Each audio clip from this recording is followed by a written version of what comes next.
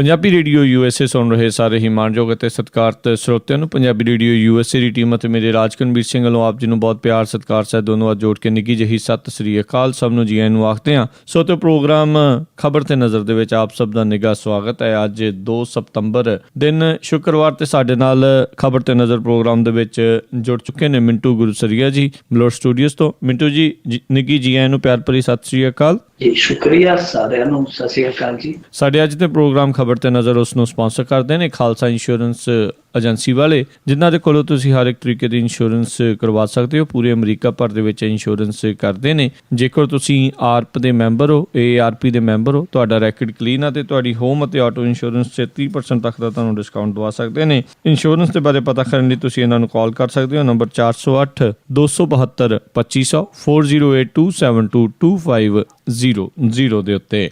ਅਤੇ ਇਸ ਦੇ ਨਾਲ ਸੁਰਜੀਤ ਸਿੰਘ ਅਤੇ ਮਹਿੰਦਰ ਕੌਰ ਗੁਰਾਇਆ ਸੈਨ ਹੋਜ਼ੇ ਤੋਂ ਇਹਨਾਂ ਦਾ ਵੀ ਬਹੁਤ ਧੰਨਵਾਦ ਕਰਦੇ ਹਾਂ। ਜੇਕਰ ਤੁਸੀਂ ਜਾਂ ਕੋਈ ਹੋਰ ਕਾਰੋਬਾਰ ਵੀ ਇਸ ਪ੍ਰੋਗਰਾਮ ਨੂੰ ਸਪਾਂਸਰ ਕਰਨਾ ਚਾਹੁੰਦੇ ਹੋ, ਸੰਪਰਕ ਕਰ ਸਕਦੇ ਹੋ ਨੰਬਰ 408 722 7698 ਦੇ ਉੱਤੇ।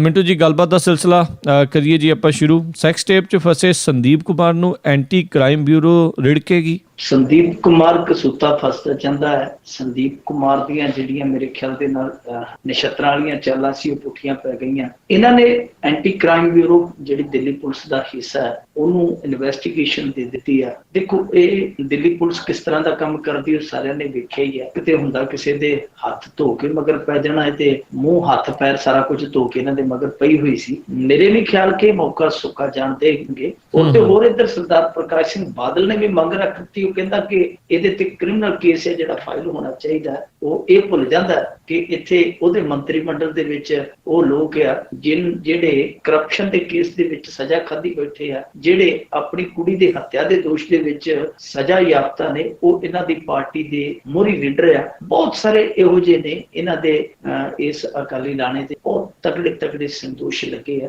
ਉਹ ਚੱਲੀ ਜਾਂਦੇ ਆ। ਪਰ ਉਹਨਾਂ ਨੇ ਮੰਗ ਆਪਦੀ ਰੱਖ ਦਿੱਤੀ ਆ, ਆਪਦੀ ਜਿਹੜੀ ਰਵਾਇਤੀ ਸਿਆਸਤ ਹੈ ਉਹ ਕਰ ਦਿੱਤੀ ਹੈ ਜੀ। ਹੁਣ ਸੰਦੀਪ ਲਈ ਮੁਸ਼ਕਲ ਇਹ ਆ ਕਿ ਇੱਕ ਤੇ ਉੱਥੇ ਕੇਂਦਰ ਦੀ ਸਰਕਾਰ ਹੈ ਜਿਹੜੀ ਕੋਈ ਵੀ ਮੌਕਾ ਖੁੱਜਦੀ ਇਹਨਾਂ ਨੂੰ ਖੁੱਜੇ ਲਾਉਣ ਲਈ। ਦੂਜੀ ਗੱਲ ਇਹ ਆ ਕਿ ਸੰਦੀਪ ਦੀ ਜੇ ਰਾਸ਼ੀ ਬਹੁਤੀ ਜ਼ਿਆਦਾ ਭੈੜੀ, ਜਿਵੇਂ ਵੈਸੇ ਤੇ ਰਾਸ਼ੀ ਫਲ ਦੇ ਵਿੱਚ ਮੈਂ ਤੇ ਵਿਸ਼ਵਾਸ ਨਹੀਂ ਕਰਦਾ, ਪਰ ਜਿਹੜੇ ਲੋਕ ਕਰਦੇ ਉਹ ਕਹਿ ਦਿੰਦੇ ਕਿ ਜੇ ਰਾਸ਼ੀ ਇਹਦੀ ਮਾੜੀ ਹੋਈ ਤੇ ਫਿਰ ਉਸ ਟੇਪ ਦੇ ਵਿੱਚ ਜੋ ਉਹਦੇ ਨਾਲ ਔਰਤਾਂ ਨੇ ਜੇ ਉਹ ਸਾਹਮਣੇ ਆ ਗਈਆਂ ਤੇ ਫਿਰ ਪੂਰਾ, ਚਾਹੇ ਉਹ ਆ ਕੇ ਇਹ ਆਖ ਦੇਣ ਕਿ ਇਹ ਸਾਨੂੰ ਬਲੈਕਮੇਲ ਕਰਦਾ ਸੀ, ਚਾਹੇ ਇਹ ਆਖ ਦੇਣ ਕਿ ਇਹਨੇ ਜ਼ੋਰ ਜ਼ਬਰਦਸਤੀ ਕੀਤੀ ਹੈ, ਚਾਹੇ ਹੋਰ ਕੁਝ ਵੀ ਕਹਿ ਦੇਣ ਜਿਹੜਾ ਇਹਦੇ ਉਲਟ ਜਾਂਦਾ ਹੋਵੇ ਤੇ ਇਹਦੇ ਪ੍ਰਭਾਵ ਬਿਲਕੁਲ ਘਟ ਜਾਏਗੀ। ਹਾਲਾਂਕਿ ਵਕੀਲ ਆ, ਇਹ ਚੰਗੀ ਤਰ੍ਹਾਂ ਜਾਣਦਾ ਕਿ ਜੇ ਉਹ ਉਹਨਾਂ ਦੇ ਵਿੱਚੋਂ ਇੱਕ ਵੀ ਆ ਗਈ ਤੇ ਮੇਰੀ ਫਿਰ ਵਕਾਲਤ ਤੇ ਮਨ ਫਿਰ ਕਸੂਤਾ ਹੋ ਜਾਏਗਾ। ਪਰ ਹਾਲ ਦੀ ਘੜੀ ਇਹ ਮਾਰਿਆ ਜਿਹੜਾ ਉਹ ਤਕਰੀਬਨ ਮੱਕੜ ਜਾਲ ਦੇ ਵਿੱਚ ਫਸ ਗਿਆ। ਦੇਖੋ, ਹਾਥੀ ਵਾਲਾ ਜ਼ੋਰ ਲਾ ਕੇ ਇਹ ਉਸ ਮੱਕੜ ਜਾਲ ਨੂੰ ਤੋੜ ਸਕਦਾ ਹੈ ਜਾਂ ਫਿਰ ਮੱਕੜੀ ਵਾਂਗੂ ਉੱਥੇ ਹੀ ਫਸ ਕੇ ਤੇ ਉੱਥੇ ਹੀ ਰਹਿ ਜਾਏਗਾ। ਹੁਣ ਸਮਾਂ ਦੱਸੇਗਾ। ਪਰ ਐਂਟੀ ਕ੍ਰਾਈਮ ਬਿਊਰੋ ਦੀ ਜਿਹੜੀ ਇਨਵੈਸਟੀਗੇਸ਼ਨ ਇਹਦੇ ਮਾਮਲੇ 'ਚ ਤੇ ਹੋ ਗਈ ਹੈ। ਹਾਲਾਂਕਿ ਕੀਤਾ ਇਹਨੇ ਬਹੁਤ ਮਾੜਾ ਹੈ। ਮੈਂ ਕੱਲ ਵੀ ਆਖਿਆ ਸੀ ਕਿ ਇਹਨੇ ਹਲਫ ਦਾ ਤੇ ਭਰੋਸੇ ਦਾ ਦੋਵਾਂ ਦੇ ਕਤਲ ਕੀਤਾ ਤੇ ਇਹਨੂੰ ਕਾਨੂੰਨੀ ਸਿਕੰਜੇ 'ਚ ਲਿਆਉਣਾ ਚਾਹੀਦਾ। ਪਰ ਗੱਲ ਅਤੀਤ ਦੀ ਵੀ ਹੈ ਤੇ ਗੱਲ ਅੱਗੇ ਭਵਿੱਖ ਦੀ ਵੀ ਹੈ। ਜਿਨ੍ਹਾਂ ਨੇ ਅਤੀਤ ਦੇ ਵਿੱਚ ਕੀਤਾ ਤੇ ਫਿਰ ਉਹ ਕਿਵੇਂ ਅਹੁਦੇ ਲੈ ਗਏ ਜਾਂ ਅਹੁਦਿਆਂ ਤੇ ਫਿਰ ਬਰਕਰਾਰ ਕਿਵੇਂ ਰਹਿ ਗਏ, ਜਾਂ ਭਵਿੱਖ ਦੇ ਵਿੱਚ ਕੀ ਗਰੰਟੀ ਹੈ ਕਿ ਕੱਲ ਨੂੰ ਭਾਜਪਾ ਦਾ ਜਾਂ ਕਾਂਗਰਸ ਦਾ ਕੋਈ ਇਸੇ ਤਰ੍ਹਾਂ ਡਿੱਕੇ ਆ ਗਿਆ ਤੇ ਕੀ ਉਹਦੇ ਤੇ ਵੀ ਇਸੇ ਤਰ੍ਹਾਂ ਦੀ ਇਨਵੈਸਟੀਗੇਸ਼ਨ ਬੈਠੇਗੀ ਜਾਂ ਇਸੇ ਤਰ੍ਹਾਂ ਦਾ ਕੋਈ ਕ੍ਰਿਮੀਨਲ ਕੇਸ ਫਾਈਲ ਹੋਵੇਗਾ। ਤੁਹਾਨੂੰ ਯਾਦ ਹੋਣਾ ਭਾਰਤੀ ਜਨਤਾ ਪਾਰਟੀ ਦੇ 3 MLA ਤੇ ਬਲੂ ਫਿਲਮ ਵੇਂਦੇ ਫੜੇ ਗਏ ਸੀ। ਉਹਨਾਂ ਨੂੰ ਕੁਝ ਮਹੀਨਿਆਂ ਦੀ ਸਸਪੈਂਸ਼ਨ ਦੇ ਕੇ ਬਾਅਦ ਦੇ ਵਿੱਚ ਫਿਰ ਅਸੈਂਬਲੀ 'ਚ ਲਿਆ ਦਿੱਤਾ ਸੀਗਾ। ਸੋ ਇਹ ਪੈਰਾਮੀਟਰਸ ਨੇ ਜਿਹੜੇ ਉਹ ਇੱਕ ਸਾਥ ਰੱਖਣ ਦੀ ਲੋੜ ਆ। ਹਾਲਾਂਕਿ ਜ਼ਰੂਰਤ ਇਸ ਗੱਲ ਦੀ ਹੈ ਕਿ ਇਹਨਾਂ ਮਾਮਲਿਆਂ ਦੇ ਵਿੱਚ ਮਿਸਾਲੀ ਕਾਰਵਾਈਆਂ ਹੋਣ, ਪਰ ਉਹ ਕਾਰਵਾਈਆਂ ਜਿਹੜੀਆਂ ਕਹਾਣੀਆਂ ਨਾ ਹੋਣ, ਦੋ ਅੱਖਾਂ ਵਾਲੀਆਂ। ਜੀ ਅਗਲੀ ਆਪਾਂ ਗੱਲ ਕਰੀਏ, ਜਿੰਨਾ ਮਰਜ਼ੀ ਜੋਰ ਲੈ ਲੈਣ ਆਮ ਆਦਮੀ ਪਾਰਟੀ ਵਾਲੇ ਖਬਰਾਂ 'ਚ ਹਮੇਸ਼ਾ ਰਹਿੰਦੀ ਨੇ। ਭਗਵੰਤ ਮਾਨ ਫਿਰ ਕਸੂਤਾ ਫਸਿਆ, ਸ਼ਿਕਾਇਤਾਂ ਦਰਜ, ਬਾਈਕਾਟ ਹੋਏ, ਪੁਤਲੇ ਵੀ ਸੜੇ। ਭਗਵੰਤ ਮਾਨ ਅੱਜ ਕੱਲ ਵਿਵਾਦਤ ਮਾਨ ਬਣ ਗਿਆ। ਭਗਵੰਤ ਮਾਨ ਦਾ ਨਾਂ ਆ ਪਰ ਵਿਵਾਦਤ ਮਾਨ ਬਣ ਗਿਆ। ਇੰਨੇ ਵਿਵਾਦ ਇੰਨੇ ਖੱਟੇ ਆ ਔਰ ਖੱਟੇ ਵੀ ਏਡੀ ਕਾਲੀ ਦੇ ਨਾਲ ਲਿਆ ਕਿ ਮੇਰੇ ਹਿਸਾਬ ਦੇ ਨਾਲ ਪੋਟੇ ਥੁੜ ਜਾਂਦੇ ਆ ਜੇ ਗਿਣ ਲੱਗੀਏ।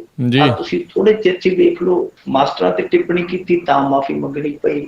ਹੁਣ ਪਿੱਛੇ ਜੇ ਨੇ ਨੀਲੇ ਕਾਰਡ ਧਾਰਕਾਂ ਤੇ ਕਰ ਦਿੱਤੀ, ਉਹਦੇ ਤੇ ਵੀ ਸਿਆਪਾ ਪਿਆ ਹੋਇਆ। ਹੁਣ ਉਹ ਹਾਲੇ ਨਿਬੜਿਆ ਨਹੀਂ ਕੰਮ, ਤੇ ਨਾਲ ਇਹ ਮੀਡੀਆ ਵਾਲਿਆਂ ਨਾਲ ਇਹਨੇ ਸਿਆਪਾ ਵਿੱਢ ਲਿਆ। ਦੇਖੋ, ਜੇ ਤੁਸੀਂ ਭਗਵੰਤ ਮਾਨ ਦੀ ਕੱਲ ਦੀ ਕਾਰਵਾਈ ਵੇਖੋਗੇ, ਭਗਵੰਤ ਮਾਨ ਉੱਥੇ ਬਿਲਕੁਲ ਹੀ ਉਹ ਭਗਵੰਤ ਮਾਨ ਨਜ਼ਰ ਨਹੀਂ ਆਉਂਦਾ ਜੋ ਆਮ ਤੌਰ ਤੇ ਅਸੀਂ ਵੇਖਦੇ ਹਾਂ। ਪਹਿਲਾਂ ਤੇ ਜਿਹੜੀ ਇਹ ਬਸੀ ਪਠਾਣਾ ਚ ਘਟਨਾ ਘਟੀ ਹੈ, ਇਹ ਤੋਂ ਪਹਿਲਾਂ ਜਿਹੜੀ ਇਹਨੇ ਉੱਥੇ ਹਰਜੋਤ ਬੈਂਸ ਦੇ ਹੱਕ ਦੇ ਵਿੱਚ ਇੱਕ ਰੈਲੀ ਨੂੰ ਸੰਬੋਧਨ ਕਰਨਾ ਸੀ, ਜੇ ਉੱਥੇ ਵੇਖੀ ਉੱਥੇ ਇਹ ਲੜਖੜਾ ਕੇ ਡਿੱਗੀ ਪਿਆ, ਇਹਦੇ ਹੱਥੋਂ ਮਾਈਕ ਵੀ ਛੁੱਟ ਗਿਆ। ਜਾ ਕੇ ਇਹਨੇ ਮਾਈਕ ਵੀ ਖੋਲਿਆ ਉਹਦੇ ਤੋਂ, ਹਰਜੋਤ ਬੈਂਸ ਤੋਂ, ਕਹਿੰਦਾ ਬਸ ਕਰ ਯਾਰ, ਮੈਂ ਨਹੀਂ ਬੋਲਣਾ, ਮੈਂ ਵੀ ਅੱਗੇ ਜਾਣਾ। ਸੋ ਇਸ ਤਰ੍ਹਾਂ ਦੀਆਂ ਉੱਥੇ ਵੀ ਕਰਕੇ ਆਇਆ। ਪਰ ਬਸੀ ਪਠਾਣਾ ਦੇ ਵਿੱਚ ਤੇ ਸਿੱਧਾ ਨਿਊਟਰਲ ਹੋ ਗਿਆ। ਪੱਤਰਕਾਰਾਂ ਨੂੰ ਇਉਂ ਪੈ ਨਿਕਲਿਆ ਜਿਵੇਂ ਪੱਤਰਕਾਰ ਦੇ ਕੋਈ ਜਾਨੀ ਦੁਸ਼ਮਣ ਹੋਣ ਤੇ ਇਹਨਾਂ ਨੂੰ ਚੁੱਕ ਕੇ ਬਾਹਰ ਸੁੱਟ ਦਿਓ, ਕਰ ਦਿਓ, ਜੋ ਕਰ ਦਿਓ। ਹਾਲਾਂਕਿ ਇੱਕ ਖਬਰ ਜਾਂ ਇੱਕ ਸਫਾਈ ਇਹਨਾਂ ਵੱਲੋਂ ਇਹ ਵੀ ਆਈ ਹੈ ਕਿ ਕਿਸੇ ਪੱਤਰਕਾਰ ਨੇ ਇਹਨਾਂ ਨੂੰ ਕੋਈ ਅਸਭਿਅਕ ਸਵਾਲ ਕੀਤਾ ਸੀ, ਪਰ ਉਹਦੀ ਪ੍ਰਮਾਣਤਾ ਕਿਤੋਂ ਵੀ ਨਹੀਂ ਹੋਈ। ਜਿਸ ਤਰ੍ਹਾਂ ਭਗਵੰਤ ਮਾਨ ਦੀ ਵੀਡੀਓ ਵਾਇਰਲ ਹੋਈ ਹੈ ਜਾਂ ਖਬਰਾਂ ਦੇ ਵਿੱਚ ਆਈ ਹੈ, ਉਸ ਤਰ੍ਹਾਂ ਦੀ ਕੋਈ ਵੀ, ਕਿਉਂਕਿ ਕੈਮਰੇ ਤੇ ਉੱਥੇ ਚੱਲਦੇ ਪਏ ਸਨ ਜਿਹੜੀ ਭਗਵੰਤ ਮਾਨ ਦੀ ਵੀਡੀਓ ਬਣੀ ਹੈ, ਪਰ ਦੂਜੇ ਪਾਸੇ ਕੋਈ ਵੀ ਇਹੋ ਜਿਹੀ ਟਿੱਪਣੀ ਨਹੀਂ ਆਈ। ਚਲੋ, ਜੇ ਕਿਸੇ ਪੱਤਰਕਾਰ ਨੇ ਜਾਂ ਪੱਤਰਕਾਰ ਦੇ ਪੇਜ 'ਚ ਆਏ ਕਿਸੇ ਸ਼ਰਾਰਤੀ ਨੇ ਕੋਈ ਇਹੋ ਜਿਹੀ ਟਿੱਪਣੀ ਕੀਤੀ ਵੀ ਸੀ, ਤਾਂ ਭਗਵੰਤ ਮਾਨ ਨੂੰ ਥੋੜਾ ਜਿਹਾ ਠਰਮੇ ਤੋਂ ਕੰਮ ਲੈਣਾ ਚਾਹੀਦਾ ਸੀ, ਉਹਦੀ ਆਇਡੈਂਟੀ ਚੈੱਕ ਕਰਨੀ ਚਾਹੀਦੀ ਸੀ, ਉਹਦੇ ਅਦਾਰੇ ਨੂੰ ਉਹਦੀ ਸ਼ਿਕਾਇਤ ਕਰਨੀ ਚਾਹੀਦੀ ਸੀ, ਜਾਂ ਉਹਦੇ ਤੇ ਅੱਗੇ ਤੋਂ ਪਾਬੰਦੀ ਲਾਉਣੀ ਚਾਹੀਦੀ ਸੀ ਆਪਣੀ ਕਿਸੇ ਵੀ ਸਭਾ ਦੇ ਵਿੱਚ ਕਿ ਤੂੰ ਭਾਈ ਸਾਡੀ ਸਭਾ ਦੇ ਵਿੱਚ ਨਾ ਆਈ। ਜਿਵੇਂ ਨੇ ਪੀਟੀਸੀ ਵਾਲਿਆਂ ਨੂੰ ਇੱਕ ਵਾਰੀ ਕਹਿਤਾ ਸੀ ਕਿ ਆਹ ਜਿਹੜਾ ਲੋਗੋ ਹੈ, ਯਾਨੀ ਉਹ ਮਾਈਕ ਜਾਂ ਜਿਹੜਾ ਅਰਲੀ ਜੀ ਹੁੰਦੀ ਉਹਨਾਂ ਦੀ, ਉਹਨੂੰ ਕਹਿੰਦਾ ਸੀ ਕਿ ਪਾਸੇ ਕਰ ਲਾ, ਮੈਂ ਤੈਨੂੰ ਨਹੀਂ ਦੇਣੀ ਬਾਤ। ਜੇ ਉਹਨਾਂ ਨੂੰ ਕਿਹਾ ਜਾ ਸਕਦਾ ਤੇ ਜੇ ਕੋਈ ਇਹੋ ਜਿਹਾ ਪੱਤਰਕਾਰ ਸੀ ਜਿਹਨੇ ਇਹਨਾਂ ਤੇ ਕੋਈ ਇਹੋ ਜਿਹੀ ਅਸਹਿਣਯੋਗ ਟਿੱਪਣੀ ਕੀਤੀ ਤੇ ਉਹਨੂੰ ਇਹ ਬਾਹਰ ਕਰ ਸਕਦੇ ਸੀ ਜਾਂ ਉਹਨੂੰ ਕਹਿ ਸਕਦੇ ਸੀ ਕਿ ਭਾਈ ਅੱਗੇ ਤੋਂ ਇਹੋ ਜਿਹਾ ਕੰਮ ਨਾ ਕਰੀ ਜਾਂ ਨਾ ਆਈਏ। ਪਰ ਜਿਸ ਤਰ੍ਹਾਂ ਦਾ ਇਹਨੇ ਵਤੀਰਾ ਅਖਤਿਆਰ ਕੀਤਾ, ਉਹ ਕਿਸੇ ਵੀ ਪੇਸ਼ੇਵਰ ਮੀਡੀਆ ਕਰਮੀ ਲਈ ਅਸਹਿਣਯੋਗ ਆ। ਕਿਉਂਕਿ ਅਸੀਂ ਦੇਖੋ ਇਸ ਚੀਜ਼ ਤੋਂ ਮੁਨਕਰ ਨਹੀਂ ਆ, ਮੈਂ ਵੀ ਇੱਕ ਮੀਡੀਆ ਕਰਮੀ ਆ, ਮੈਂ ਇਸ ਚੀਜ਼ ਤੋਂ ਮੁਨਕਰ ਨਹੀਂ ਕਿ ਸਾਡੇ ਮੀਡੀਆ ਦਾ ਇੱਕ ਹਿੱਸਾ ਗਰੋਹ ਬਣ ਕੇ ਵੀ ਵਿਚਰਦਾ ਹੈ, ਇੱਕ ਹਿੱਸਾ ਸਾਡਾ ਕਾਰਪੋਰੇਟ ਵਾਂਗੂ ਵੀ ਵਿਚਰਦਾ ਪਿਆ, ਪਰ ਇੱਕ ਹਿੱਸਾ ਉਹ ਵੀ ਹੈ ਰਾਜਕਰਮਵੀਰ ਸਿੰਘ ਜੀ ਜੋ ਨੰਗੇ ਤੁਹਾਡੇ ਤੇ ਲੜਾਈ ਵੀ ਲੜ। ਇੱਕੋ ਰੱਸੇ ਅਸੀਂ ਕਿਸੇ ਨੂੰ ਬੰਨ ਦੇਣਾ ਉਹ ਗਲਤ ਆ। ਹਾਂ, ਤੁਸੀਂ ਕਿਸੇ ਇੱਕ ਹਿੱਸੇ ਨੂੰ ਚੁਣੋ, ਉਸ ਹਿੱਸੇ ਨੂੰ ਕਹਿ ਸਕਦੇ ਹੋ, ਟਾਰਗੇਟ ਕਰਦੇ ਹੋ, ਸਾਰਿਆਂ ਨੂੰ ਤੁਸੀਂ ਇੱਕ ਰੱਸੇ ਬੰਨੋਗੇ ਤੇ ਫਿਰ ਤੁਹਾਡਾ ਹਸ਼ਰ ਇਹੀ ਹੋਏਗਾ ਜਿਹੜਾ ਅੱਜ ਮਾਨ ਸਾਹਿਬ ਦਾ ਹੋਇਆ। ਮੁਕਤਸਰ ਰੈਲੀ ਜਿਹੜੀ ਹੈ ਉਹ ਅੱਜ ਕਰ ਨਹੀਂ ਸਕੇ ਕਿਉਂਕਿ ਉੱਥੇ ਉਹਨਾਂ ਨੇ ਪੱਤਰਕਾਰਾਂ ਨੇ ਬੰਦੋਬਸਤ ਕੀਤਾ ਹੋਇਆ ਸੀ, ਇਹਨਾਂ ਦੇ ਆਪਣੇ ਵਲੰਟੀਅਰਸ ਨੇ ਦੱਸਤਾ ਕਿ ਇੱਥੇ ਨਾ ਹੀ। ਬਠਿੰਡੇ ਇਹਦਾ ਕਾਫੀ ਵਿਰੋਧ ਹੋਇਆ, ਬਠਿੰਡੇ ਵਾਲੇ ਪ੍ਰੈਸ ਕਲੱਬ ਨੇ ਤੇ ਪੱਕੀ ਇਹਦੀ ਐਂਟਰੀ ਬੈਨ ਕਰ ਦਿੱਤੀ ਹੈ। ਪ੍ਰੈਸ ਕਲੱਬ ਦੇ ਵਿੱਚ ਸ਼ਿਕਾਇਤ ਵੀ ਦਰਜ ਹੋ ਗਈ ਹੈ, ਚੰਡੀਗੜ੍ਹ ਦੇ ਪ੍ਰੈਸ ਕਲੱਬ ਨੇ ਇਹਦੇ ਡੀਜੀਪੀ ਨੂੰ ਸ਼ਿਕਾਇਤ ਵੀ ਦਿੱਤੀ ਹੈ ਮੇਰੇ ਖਿਆਲ ਦੇ ਨਾਲ, ਇੱਥੇ ਕ੍ਰਿਮੀਨਲ ਕੇਸ ਫਾਈਲ ਕੀਤਾ ਜਾਵੇ। ਜੋ ਵੀ ਹੈ, ਅਕਾਲੀਆਂ ਨੇ ਆਪਣੇ ਜਿਹੜੇ ਪੁਤਲੇ ਰੱਖੇ ਗੋਦਾਮਾਂ ਦੇ ਵਿੱਚ ਉਹ ਕੱਢ ਲਏ। ਹਾਲਾਂਕਿ ਕੁਝ ਸਰਕਾਰੀ ਪੱਤਰਕਾਰ ਵੀ ਹੁੰਦੇ ਆ ਵਿੱਚ ਸਾਡੇ ਜਿਹੜੇ ਇਹੋ ਜਿਹੇ ਮੌਕਿਆਂ ਤੇ ਸਰਕਾਰ ਦੇ ਕੰਮ ਆਉਂਦੇ ਆ, ਉਹ ਵੀ ਆਪਣਾ ਜ਼ੋਰ ਲਾ ਰਹੇ ਆ। ਸੋ ਭਗਵੰਤ ਮਾਨ ਨੇ ਜਿਹੜਾ ਇਹ ਵਿਵਾਦ ਛੇੜਿਆ ਇਹ ਤੋਂ ਬਚਿਆ ਜਾ ਸਕਦਾ ਸੀ, ਕਿਉਂਕਿ ਹਾਲੇ ਦੇਖੋ ਇੱਕ ਨੀਲੇ ਕਾਰਡਾਂ ਵਾਲਾ ਵਿਵਾਦ ਹੈ ਜਿਹੜਾ ਉਹ ਵੀ ਪੈਂਡਿੰਗ ਪਿਆ, ਤੇ ਉੱਤੇ ਜਿਹੜਾ ਉੱਥੇ ਲੋਕ ਸਭਾ ਦੇ ਵਿੱਚ ਜੋ ਇਹਨੇ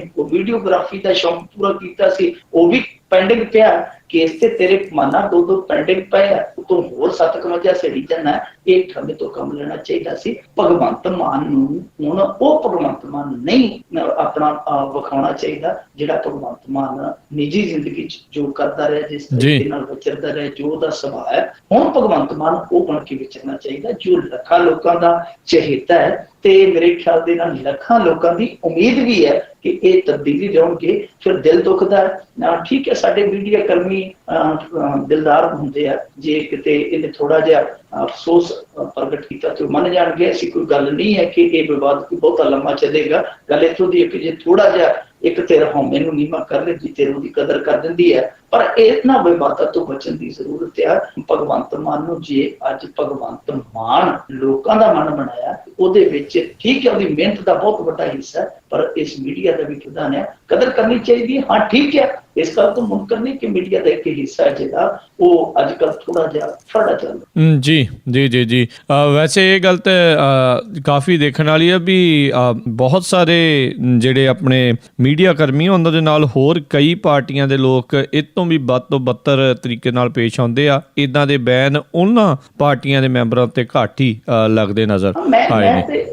ਮੈਂ ਤੇ ਰਾਜਕਰਮਵੀਰ ਸਿੰਘ ਇੱਕ ਹੋਰ ਸਵਾਲ ਉਠਾਇਆ ਜੀ ਆਪਣੇ ਇਹ ਜਿਹੜੇ ਵੱਡੇ ਸਾਡੇ ਪ੍ਰੈਸ ਕਲੱਬ ਹੈ, ਚੰਡੀਗੜ੍ਹ ਵਾਲੇ ਨੇ ਜਿਵੇਂ ਸਟੈਂਡ ਲਿਆ, ਬਠਿੰਡੇ ਵਾਲੇ ਨੇ ਲਿਆ, ਮੈਂ ਤੇ ਇੱਕ ਸਵਾਲ ਉਠਾਇਆ ਆਪਣੇ ਫੇਸਬੁੱਕ ਪੇਜ ਤੇ ਵੀ ਮੈਂ ਉਹ ਪੋਸਟ ਕੀਤਾ ਆ ਕਿ ਦੇਖੋ ਅੱਜ ਤਾਂ ਸਾਡੀ ਸਾਰੀ ਪੱਤਰਕਾਰਤਾ ਦੀ ਬੇਇੱਜ਼ਤੀ ਹੋ ਗਈ, ਅੱਜ ਸਾਡੀ ਮੁੱਛ ਦਾ ਸਵਾਲ ਬਣ ਗਿਆ। ਜਦੋਂ ਮੇਰੇ ਵਰਗਾ ਇੱਕ ਦਿਹਾਤੀ ਪੱਤਰਕਾਰ ਹੈ ਜਿਹੜਾ ਦਿਹਾਤ ਦੇ ਵਿੱਚ ਕੰਮ ਕਰਦਾ, ਦੂਰ ਦਰਾਜ ਦੇ ਇਲਾਕਿਆਂ ਦੇ ਵਿੱਚ ਰਿਪੋਰਟਿੰਗ ਕਰਦਾ, ਜਦੋਂ ਉਹਦੇ ਛਿੱਤਰ ਪੈਂਦੇ ਆ, ਜਦੋਂ ਉਹਨੂੰ ਧਮਕੀਆਂ ਮਿਲਦੀਆਂ, ਇੱਥੋਂ ਤੱਕ ਕਿ ਉਹਦੇ ਕੈਮਰੇ ਖੋਹ ਲਏ ਜਾਂਦੇ ਆ ਜਾਂ ਉਹਦੇ ਲੀੜੇ ਪਾੜ ਕੇ ਉਹਦੇ ਘਰੇ ਭੇਜ ਦਿੱਤੇ ਜਾਂਦੇ ਆ, ਉਦੋਂ ਸਾਡੀ ਪੱਤਰਕਾਰਤਾ ਦੀ ਬੇਇੱਜ਼ਤੀ ਨਹੀਂ ਹੁੰਦੀ ਕਿ ਉਦੋਂ ਇਹ ਜਿਹੜੇ ਕਲੱਬ ਆ ਉਹਨਾਂ ਨੂੰ ਉਦੋਂ ਇਹੋ ਜਿਹੇ ਸਖਤ ਸਟੈਂਡ ਨਹੀਂ ਸੋਚਦੇ। ਦੋਨੇ ਪਾਸੇ ਅਸੀਂ ਗੱਲ ਕਰਦੇ ਹਾਂ ਕਿ ਸਾਡੇ ਲੋਕਾਂ ਦੇ ਵਿੱਚ ਵੀ ਥੋੜਾ ਜਿਹਾ ਜਿਹੜਾ ਆ ਉਹ ਸੁਧਾਰ ਕਰਨ ਦੀ ਜ਼ਰੂਰਤ ਹੈ। ਮੇਰਾ ਪੂਰਾ ਅਸੀਂ ਮਾਨ ਨੂੰ ਪੂਰਾ ਨਹੀਂ ਕਹਿ ਸਕਦੇ, ਮਾਨ ਨੇ ਜੋ ਕੀਤਾ ਉਹ ਨਿੱਧਨ ਹੀ ਹੋ ਗਿਆ, ਪਰ ਸਾਡੇ ਬੰਦਿਆਂ ਦੇ ਵਿੱਚ ਵੀ ਥੋੜੀ ਕਾਣ ਹੈਗੀ ਹੈ, ਇਹਨਾਂ ਨੂੰ ਵੀ ਨਜ਼ਰੀਆ ਥੋੜਾ ਸਹੀ ਕਰਨਾ ਚਾਹੀਦਾ। ਜੀ ਜੀ ਜੀ ਅਗਲੀ ਆਪਾਂ ਜੇ ਗੱਲ ਕਰੀਏ, ਕਹਿ ਲਓ ਵੀ ਪੰਜਾਬ ਦੀ ਸਿਆਸਤ ਦੇ ਵਿੱਚ ਇੱਕ ਹੋਰ ਧਮਾਕਾ ਕਹਿ ਸਕਦੇ ਹਾਂ ਜਾਂ ਨਵੀਂ ਚੀਜ਼ ਪੇਸ਼ ਹੋ ਗਈ। ਬੈਂਸ ਬ੍ਰਦਰਜ਼ ਨੇ ਬਣਾਇਆ ਨਵਾਂ ਸਿਆਸੀ ਫਰੰਟ, ਪ੍ਰਗਟ ਸਿੰਘ ਤੇ ਨਵਜੋਤ ਸਿੱਧੂ ਵਾਲੀ ਤਸਵੀਰ ਵਾਇਰਲ। ਜਿਵੇਂ ਪੰਜਾਬ ਦੇ ਰਾਖਾ 1 ਤੇ ਪੰਜਾਬ ਦੇ ਰਾਖਾ 2 ਦੀ ਉਹ ਟਾਈਟਲ ਲੈਣ ਦੀ ਵੀ ਆਪਾਂ ਪਿੱਛੇ ਜਿਹੀ ਸਿਆਸੀ ਲੜਾਈ ਹੋਈ, ਪੋਸਟਰ ਲੱਗੇ ਸੀ, ਕੈਪਟਨ ਕਹਿੰਦਾ ਸੀ ਪੰਜਾਬ ਦਾ ਰਾਖਾ ਮੈਂ ਆ। ਉਸ ਤੋਂ ਬਾਦਲ ਸਾਹਿਬ ਨੇ ਵੀ ਮਸ਼ਹੂਰੀਆਂ ਚਲਾ ਦਿੱਤੀਆਂ ਸੀ ਟੈਲੀਵਿਜ਼ਨ ਤੇ ਕਿ ਪੰਜਾਬ ਦਾ ਰਾਖਾ ਤੇ ਮੈਂ ਆ। ਲੋਕੀ ਜਿਹੜੇ ਸੀ ਕਿ ਉਹ ਫਿਊਜ਼ ਹੋ ਗਏ ਕਿ ਕਿਉਂ ਨਾ ਇੱਕ ਰਾਖਾ ਪਾਰਟ 1 ਰੱਖ ਦਈਏ, ਰਾਖਾ ਪਾਰਟ 2 ਰੱਖ ਦਈਏ, ਉਹਨਾਂ ਦੇ ਮਾਨ ਰੱਖ ਤੇ ਫਿਰ ਉਹ ਰਾਖਾ ਪਾਰਟ 1 ਰਾਖਾ ਪਾਰਟ 2 ਮਾਉਂਦੇ ਇਸੇ ਤਰ੍ਹਾਂ ਉਹਨਾਂ ਨੂੰ ਟਾਈਟਲ ਮਿਲ ਗਏ ਸਨ। ਪਰ ਇੱਥੇ ਵੀ ਟਾਈਟਲ ਹੈ ਜਿਹੜਾ ਜੋ ਨਾਂ ਰੱਖਿਆ ਗਿਆ ਫਰੰਟ ਦਾ ਉਹ ਰੱਖਿਆ ਗਿਆ ਆਵਾਜ਼ੇ ਪੰਜਾਬ, ਤੇ ਆਵਾਜ਼ੇ ਪੰਜਾਬ ਤੇ ਪਹਿਲੇ ਤਖਤੀ ਹੈ ਜਿਹੜੀ ਜਗਮੀਤ ਬਰਾੜ ਲਾਈ ਫਿਰਦਾ ਆਪਣੇ ਮੋਢੇ ਤੇ ਕਿ ਆਵਾਜ਼ੇ ਪੰਜਾਬ ਮੈਂ ਆ। ਹੁਣ ਇਹ ਵੀ ਰੌਲਾ ਪੈ ਸਕਦਾ ਹੈ ਕਿ ਆਵਾਜ਼ੇ ਪੰਜਾਬ ਤੇ ਮੈਂ ਆ, ਤੁਸੀਂ ਫਰੰਟ ਦਾ ਨਾਂ ਰੱਖ ਲਿਆ, ਪਰ ਕੋਈ ਗੱਲ ਨਹੀਂ, ਫਰੰਟ ਦੇ ਕਿਹੜਾ ਉੱਤੇ ਕੋਈ ਅਲੀਪੁਰ ਵਾਲਾ ਜਿੰਦਰਾ ਲੱਗਿਆ, ਖੁੱਲਾ ਹੀ ਹੈ। ਕਿਉਂਕਿ ਅੱਜ ਜੋ ਉਸ ਆਵਾਜ਼ੇ ਪੰਜਾਬ ਦਾ ਜੋ ਸਿਮਰਨਜੀਤ ਸਿੰਘ ਬੈਂਸ ਹੋਰਾਂ, ਬੈਂਸ ਬ੍ਰਦਰਸ ਜਿਹੜੇ ਮਸ਼ਹੂਰ ਨੇ ਜਿਨ੍ਹਾਂ ਦੇ ਕੰਮ ਕਾਫੀ ਬੋਲਦੇ ਆ ਜੀ, ਉਹਨਾਂ ਨੇ ਜਿਹੜਾ ਫਰੰਟ ਬਣਾਇਆ ਆਵਾਜ਼ੇ ਪੰਜਾਬ, ਉਹਦਾ ਜਿਹੜਾ ਪੋਸਟਰ ਰਿਲੀਜ਼ ਕੀਤਾ ਉਹਦੇ ਤੇ ਨਵਜੋਤ ਸਿੰਘ ਬੈਂਸ, ਪ੍ਰਗਟ ਸਿੰਘ ਤੇ ਬਲਵਿੰਦਰ ਸਿੰਘ ਬੈਂਸ ਇਹ ਜੱਫੀ ਪਾ ਕੇ ਖਲੋਤੇ ਆ। ਤੇ ਜਦੋਂ ਪੋਸਟਰ ਪਹਿਲਾ ਆਇਆ ਸੋਸ਼ਲ ਮੀਡੀਆ ਤੇ ਲੋਕਾਂ ਨੇ ਆਖਿਆ ਕਿ ਕਿਸੇ ਨੇ ਐਡਿਟ ਕਰਕੇ ਪਾ ਦਿੱਤਾ। ਜਦੋਂ ਭੱਜ ਕੇ ਸਿਮਰਨਜੀਤ ਸਿੰਘ ਬੈਂਸ ਦੇ ਪੇਜ ਤੇ ਲੋਕਾਂ ਨੇ ਅੱਖਾਂ ਦੌੜਾਈਆਂ, ਉੱਥੇ ਵੀ ਉਹ ਪੇਜ ਫਿਰਦਾ ਸੀ, ਦੱਸਦੇ ਤੇ ਵੀ ਹੈ। ਪ੍ਰਗਟ ਸਿੰਘ ਨੇ ਵੀ ਉਹ ਸ਼ੇਅਰ ਕੀਤਾ। ਬੀਬੀ ਸਿੱਧੂ ਨੂੰ ਜਦੋਂ ਪੁੱਛਿਆ ਗਿਆ ਉਹ ਵੀ ਕਹਿੰਦੀ, ਉਹ ਮੁਕਰੀ ਨਹੀਂ, ਉਹਨੇ ਨਾ ਨਹੀਂ ਕੀਤੀ, ਉਹ ਕਹਿੰਦੀ ਕਿ ਜੀ ਮੈਨੂੰ ਤੇ ਪਤਾ ਨਹੀਂ, ਬਣ ਗਿਆ ਹੋਵੇ ਤੇ ਬਣ ਗਿਆ ਹੋਵੇ। ਤੇ ਦੂਜੇ ਪਾਸੇ ਨੇ ਨਾਲ ਦੀ ਨਾਲ ਬੀਬੀ ਸਿੱਧੂ ਨੇ ਇਹ ਆਖ ਦਿੱਤਾ ਕਿ ਭਾਜਪਾ ਤੋਂ ਅਸਤੀਫਾ ਮੈਂ ਵੀ ਦੇ ਸਕਦਾ। ਸੋ ਇਹ ਉੱਥੇ ਵੀ ਇੱਕ ਲੁਕਮਾ ਜਿਹਾ ਇਸ਼ਾਰਾ ਹੋ ਗਿਆ। ਤਾਂ ਫਰੰਟ ਤੇ ਮੇਰੇ ਖਿਆਲ ਦੇ ਨਾਲ ਕੈਮ ਹੋ ਚੁੱਕਾ ਹੈ। ਬਾਕੀ ਹੁਣ ਸਵੇਰ ਤੱਕ ਸਾਰਾ ਸਾਫ਼ ਹੋ ਜਾਏਗਾ ਕਿ ਕੀ ਇਹਦਾ ਏਜੰਡਾ ਹੈ, ਕੀ ਇਹਦਾ ਵਿਜ਼ਨ ਹੈ, ਕੌਣ ਲੋਕ ਇਹਦੇ ਚ ਆ ਸਕਦੇ ਆ। ਪਰ ਜਿਸ ਧੜਾਧੜ ਉੱਗ ਰਹੇ ਉਧਰ ਡਾਕਟਰ ਧਰਮਵੀਰ ਗਾਂਧੀ ਹੋਰੀ ਉਹ ਕਵਾਇਤਾਂ ਸ਼ੁਰੂ ਕਰੀ ਬੈਠੇ ਆ। ਉਧਰੋਂ ਸੁੱਚਾ ਸਿੰਘ ਛੋਟੇਪੁਰ ਹੋਰੀ ਕਹਿੰਦੇ ਕਿ ਤੜਕੇ ਮੈਂ ਦਰਬਾਰ ਸਾਹਿਬ ਤੋਂ ਟੇਕ ਕੇ ਮੱਥਾ ਪੰਜਾਬ ਨੂੰ ਨਿਕਲਣਾ, ਮੈਂ ਵੀ ਕੋਈ ਨਾ ਕੋਈ ਆਪਣੀ ਸਰਗਰਮੀ ਹੈ ਜਿਹੜੀ ਵੱਢ ਦੇਣੀ ਹੈ। ਸੋ ਇਹਨਾਂ ਫਰੰਟਾਂ ਦੇ ਵਿੱਚ ਜੇ ਦੇਖੀਏ, ਹਿਸਾਬ ਕਿਤਾਬ ਲਾਈਏ ਕਿ ਅਸਲੀ ਫਰੰਟ ਮਾਰੇਗਾ ਕੌਣ, ਤਾਂ ਇਹ ਬਹੁਤ ਔਖਾ ਜਿਹਾ ਲੱਗਦਾ ਕਿ ਇਹਨਾਂ ਫਰੰਟਾਂ ਦੇ ਕੋਈ ਫਰੰਟ ਹੈ ਜਿਹੜਾ ਇਹਨਾਂ ਫਰੰਟਾਂ ਦਾ ਕੋਈ ਫਰੰਟ ਉਹ ਅੱਗੇ ਫਰੰਟ ਫੁੱਟ ਕੇ ਹੋ ਜਾਏਗਾ, ਜਾਪਦਾ ਨਹੀਂ ਹੈ। ਕਿਉਂਕਿ ਸਾਰੇ ਲੋਕ ਆ ਜਿਹੜੇ ਇਹ ਫਰੰਟਾਂ ਦੇ ਵਿੱਚ ਆਏ, ਉਹਨਾਂ ਦੀ ਜਿਹੜੀ ਹੋਂਦ ਹੈ ਨਾ ਰਾਜਕਾਰਨ ਵਿੱਚ ਕੀ ਸਿਆਸੀ ਹੋਂਦ ਹੈ ਜਿਹੜੀ, ਉਹ ਕੁਝ ਇਲਾਕਿਆਂ ਤੱਕ ਮਹਿਦੂਦ ਹੈ। ਧਰਮਵੀਰ ਗਾਂਧੀ ਹੈ, ਉਹਨਾਂ ਦਾ ਕੁਝ ਇਲਾਕਿਆਂ 'ਚ ਪ੍ਰਭਾਵ ਆ। ਸੁੱਚਾ ਸਿੰਘ ਛੋਟੇਪੁਰ ਦਾ ਤੇ ਬਿਲਕੁਲ ਮਨਫੀ ਜਿਹਾ ਸੀ, ਅਤੇ ਥੋੜਾ ਜਿਹਾ ਇਹਨੂੰ ਸਿਆਸੀ ਸ਼ਹੀਦ ਇਹਨਾਂ ਨੇ ਬਣਾ ਦਿੱਤਾ, ਉਹਦਾ ਨਾਂ ਚਰਚਿਤ ਹੋ ਗਿਆ। ਪਰ ਫਿਰ ਵੀ ਉਹ ਮਹਿਦੂਦ ਆ, ਕੁਝ ਸੀਮਾਵਾਂ ਨੇ ਉਹਦੀ ਹੋਣ ਦੀਆਂ। ਕੋਈ ਇਹ ਨਹੀਂ ਹੈ ਕਿ ਉਹ ਆਲ ਪੰਜਾਬ ਦੇ ਵਿੱਚ ਪ੍ਰਭਾਵ ਪਾਉਂਦਾ ਹੈ। ਤੀਜੇ ਨੰਬਰ ਤੇ ਬੈਂਸ ਬ੍ਰਦਰਸ ਹੈ, ਇਹਨਾਂ ਦਾ ਵੀ ਤੁਹਾਨੂੰ ਪਤਾ ਹੈ ਜਿਹੜਾ ਲੁਧਿਆਣਾ ਇਲਾਕਾ ਖਾਸ ਤੌਰ ਤੇ ਉਹ ਹੀ ਇਹਨਾਂ ਦੀ ਹੋਂਦ ਦਾ ਕੇਂਦਰ ਹੈ। ਤੇ ਪ੍ਰਗਟ ਸਿੰਘ ਤੇ ਮੇਰੇ ਖਿਆਲ ਦੇ ਨਾਲ ਜਲੰਧਰ ਦਾ ਜਿਹੜਾ ਉਹਨਾਂ ਦਾ ਆਪਦਾ ਇਲਾਕਾ ਹੈ, ਐਤਕੀ ਉਹਨਾਂ ਨੂੰ ਉੱਥੋਂ ਵੀ ਖਤਰਾ ਹੋਇਆ ਪਿਆ ਸੀ ਕਿਉਂਕਿ ਉੱਥੇ ਵੀ ਇਹਨਾਂ ਦਾ ਕਾਫੀ ਵਿਰੋਧ ਇਹਨਾਂ ਦੇ ਆਪਦੇ ਹਲਕੇ 'ਚ।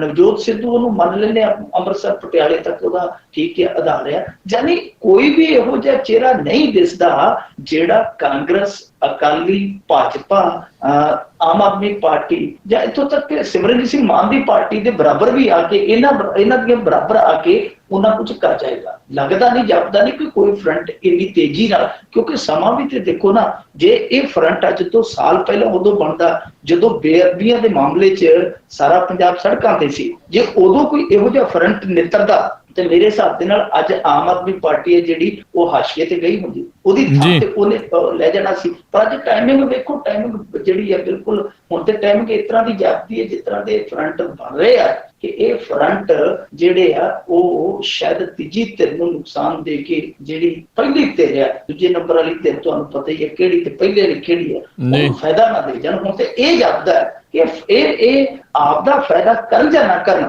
ਪਰ ਆਪ ਦਾ ਨੁਕਸਾਨ ਜ਼ਰੂਰ। ਜੀ ਅਗਲੀ ਆਪਾਂ ਗੱਲ ਕਰੀਏ, ਆਪ ਦੀ ਹਾਲਤ ਵੇਖ ਕੇ ਕਾਂਗਰਸ ਵੀ ਕਹਿੰਦੇ ਡਰੀ ਹੋਈ ਆ, ਨੇਤਾਵਾਂ ਨੂੰ ਸੰਭਲ ਕੇ ਚੱਲਣ ਦੇ ਆਦੇਸ਼।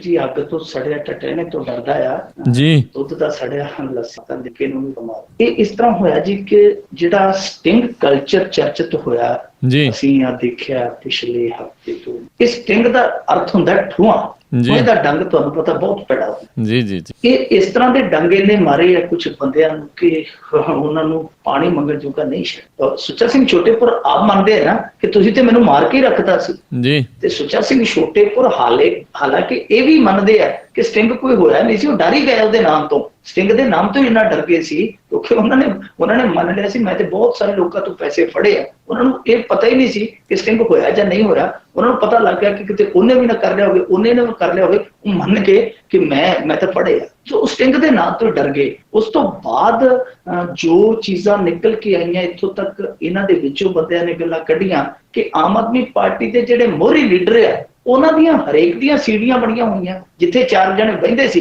ਇੱਕ ਜਣਾ ਰਿਕਾਰਡਿੰਗ ਲਾ ਲੈਂਦਾ ਸੀ। ਜਿੱਥੇ 4 ਜਣੇ ਉੱਠਦੇ ਸੀ, ਉੱਥੋਂ ਵੀ ਪਿੱਛੋਂ ਇੱਕ ਜਣਾ ਰਿਕਾਰਡ ਕੀਤੀਆਂ ਗੱਲਾਂ ਅੱਗੇ ਤੋਰ ਦਿੰਦਾ ਸੀ। ਯਾਨੀ ਜਿਹੜੀ ਅੰਦਰੂਨੀ ਸਾਡੀ ਇੱਕ ਭਰੋਸੇਯੋਗਤਾ ਹੁੰਦੀ ਹੈ, ਕਿਉਂਕਿ ਜਦੋਂ ਅਸੀਂ ਆਮ ਪਰਿਵਾਰ 'ਚ ਵੀ ਵਿਚਰਦੇ, ਆਮ ਜ਼ਿੰਦਗੀ 'ਚ ਵੀ ਵਿਚਰਦੇ, ਅਸੀਂ 4 ਜਣੇ ਕਿਤੇ ਬਹਿ ਜਾਂਦੇ ਹਾਂ, ਮਨੁੱਖੀ ਸੁਭਾਅ ਆ, ਉੱਥੇ ਗੱਲਾਂ ਛਿੜ ਪੈਂਦੀਆਂ, ਉਹਦੀਆਂ ਵੀ ਛਿੜ ਪੈਂਦੀਆਂ, ਇਹਦੀਆਂ ਵੀ ਛਿੜ ਪੈਂਦੀਆਂ। ਤੇ ਇਸ ਤਰ੍ਹਾਂ ਉਹ ਗੱਲਾਂ ਜਿਹੜੀਆਂ ਰਿਕਾਰਡ ਕਰ ਲੈਣੀਆਂ, ਮੁੜ ਕੇ ਉਹਨਾਂ ਗੱਲਾਂ ਦਾ ਇੱਕ ਚਿੱਠਾ ਬਣਾ ਲੈਣਾ, ਇਹ ਫਿਰ ਜਿਹੜੀ ਭਰੋਸੇਯੋਗਤਾ ਹੁੰਦੀ ਕਿਤੇ ਨਾ ਕਿਤੇ ਪ੍ਰਭਾਵਿਤ ਕਰਦਾ। ਸਿਆਸਤ ਦੇ ਵਿੱਚ ਵੀ ਇੱਕ ਭਰੋਸੇਯੋਗਤਾ ਹੁੰਦੀ, ਹਾਲਾਂਕਿ ਸਿਆਸਤ ਦਾ ਕੋਈ ਭਰੋਸਾ ਕਰਦਾ ਨਹੀਂ, ਪਰ ਫਿਰ ਵੀ ਇੱਕ ਭਰੋਸੇਯੋਗਤਾ, ਅੰਦਰੂਨੀ ਭਰੋਸੇਯੋਗਤਾ, ਜਿਹਨੂੰ ਆਪਾਂ ਸੰਗਠਨ ਦੀ ਭਰੋਸੇਯੋਗਤਾ ਕਹਿੰਦੇ ਆ, ਉਹ ਹੁੰਦੀ ਹੈ ਜੀ। ਪਰ ਇਸ ਸਟਿੰਗ ਕਲਚਰ ਨੇ ਉਹ ਜਿਹੜੀ ਅੰਦਰੂਨੀ ਸੰਗਠਨ ਦੀ ਜਿਹੜੀ ਭਰੋਸੇਯੋਗਤਾ ਉਹਨੂੰ ਸ਼ੱਕੀ ਕਰ ਦਿੱਤਾ। ਹੁਣ ਕਾਂਗਰਸ ਵਾਲਿਆਂ ਨੇ ਇਹ ਆਪਣੇ ਨੇਤਾਵਾਂ ਨੂੰ ਕਹਿ ਦਿੱਤਾ ਕਿ ਭਾਈ ਸਾਹਿਬ ਫੋਨ ਤੇ ਲੈਣ ਦੇਣ ਦੀ ਗੱਲ ਹੀ ਨਾ ਕਰੋ। ਮਤਲਬ ਕਿ ਤੁਸੀਂ ਜੇ ਕਿਸੇ ਤੋਂ ਉਧਾਰੇ ਵੀ ਫੜਨੇ ਆ ਨਾ ਕਿ ਫਲਾਣਾ ਸਿਆ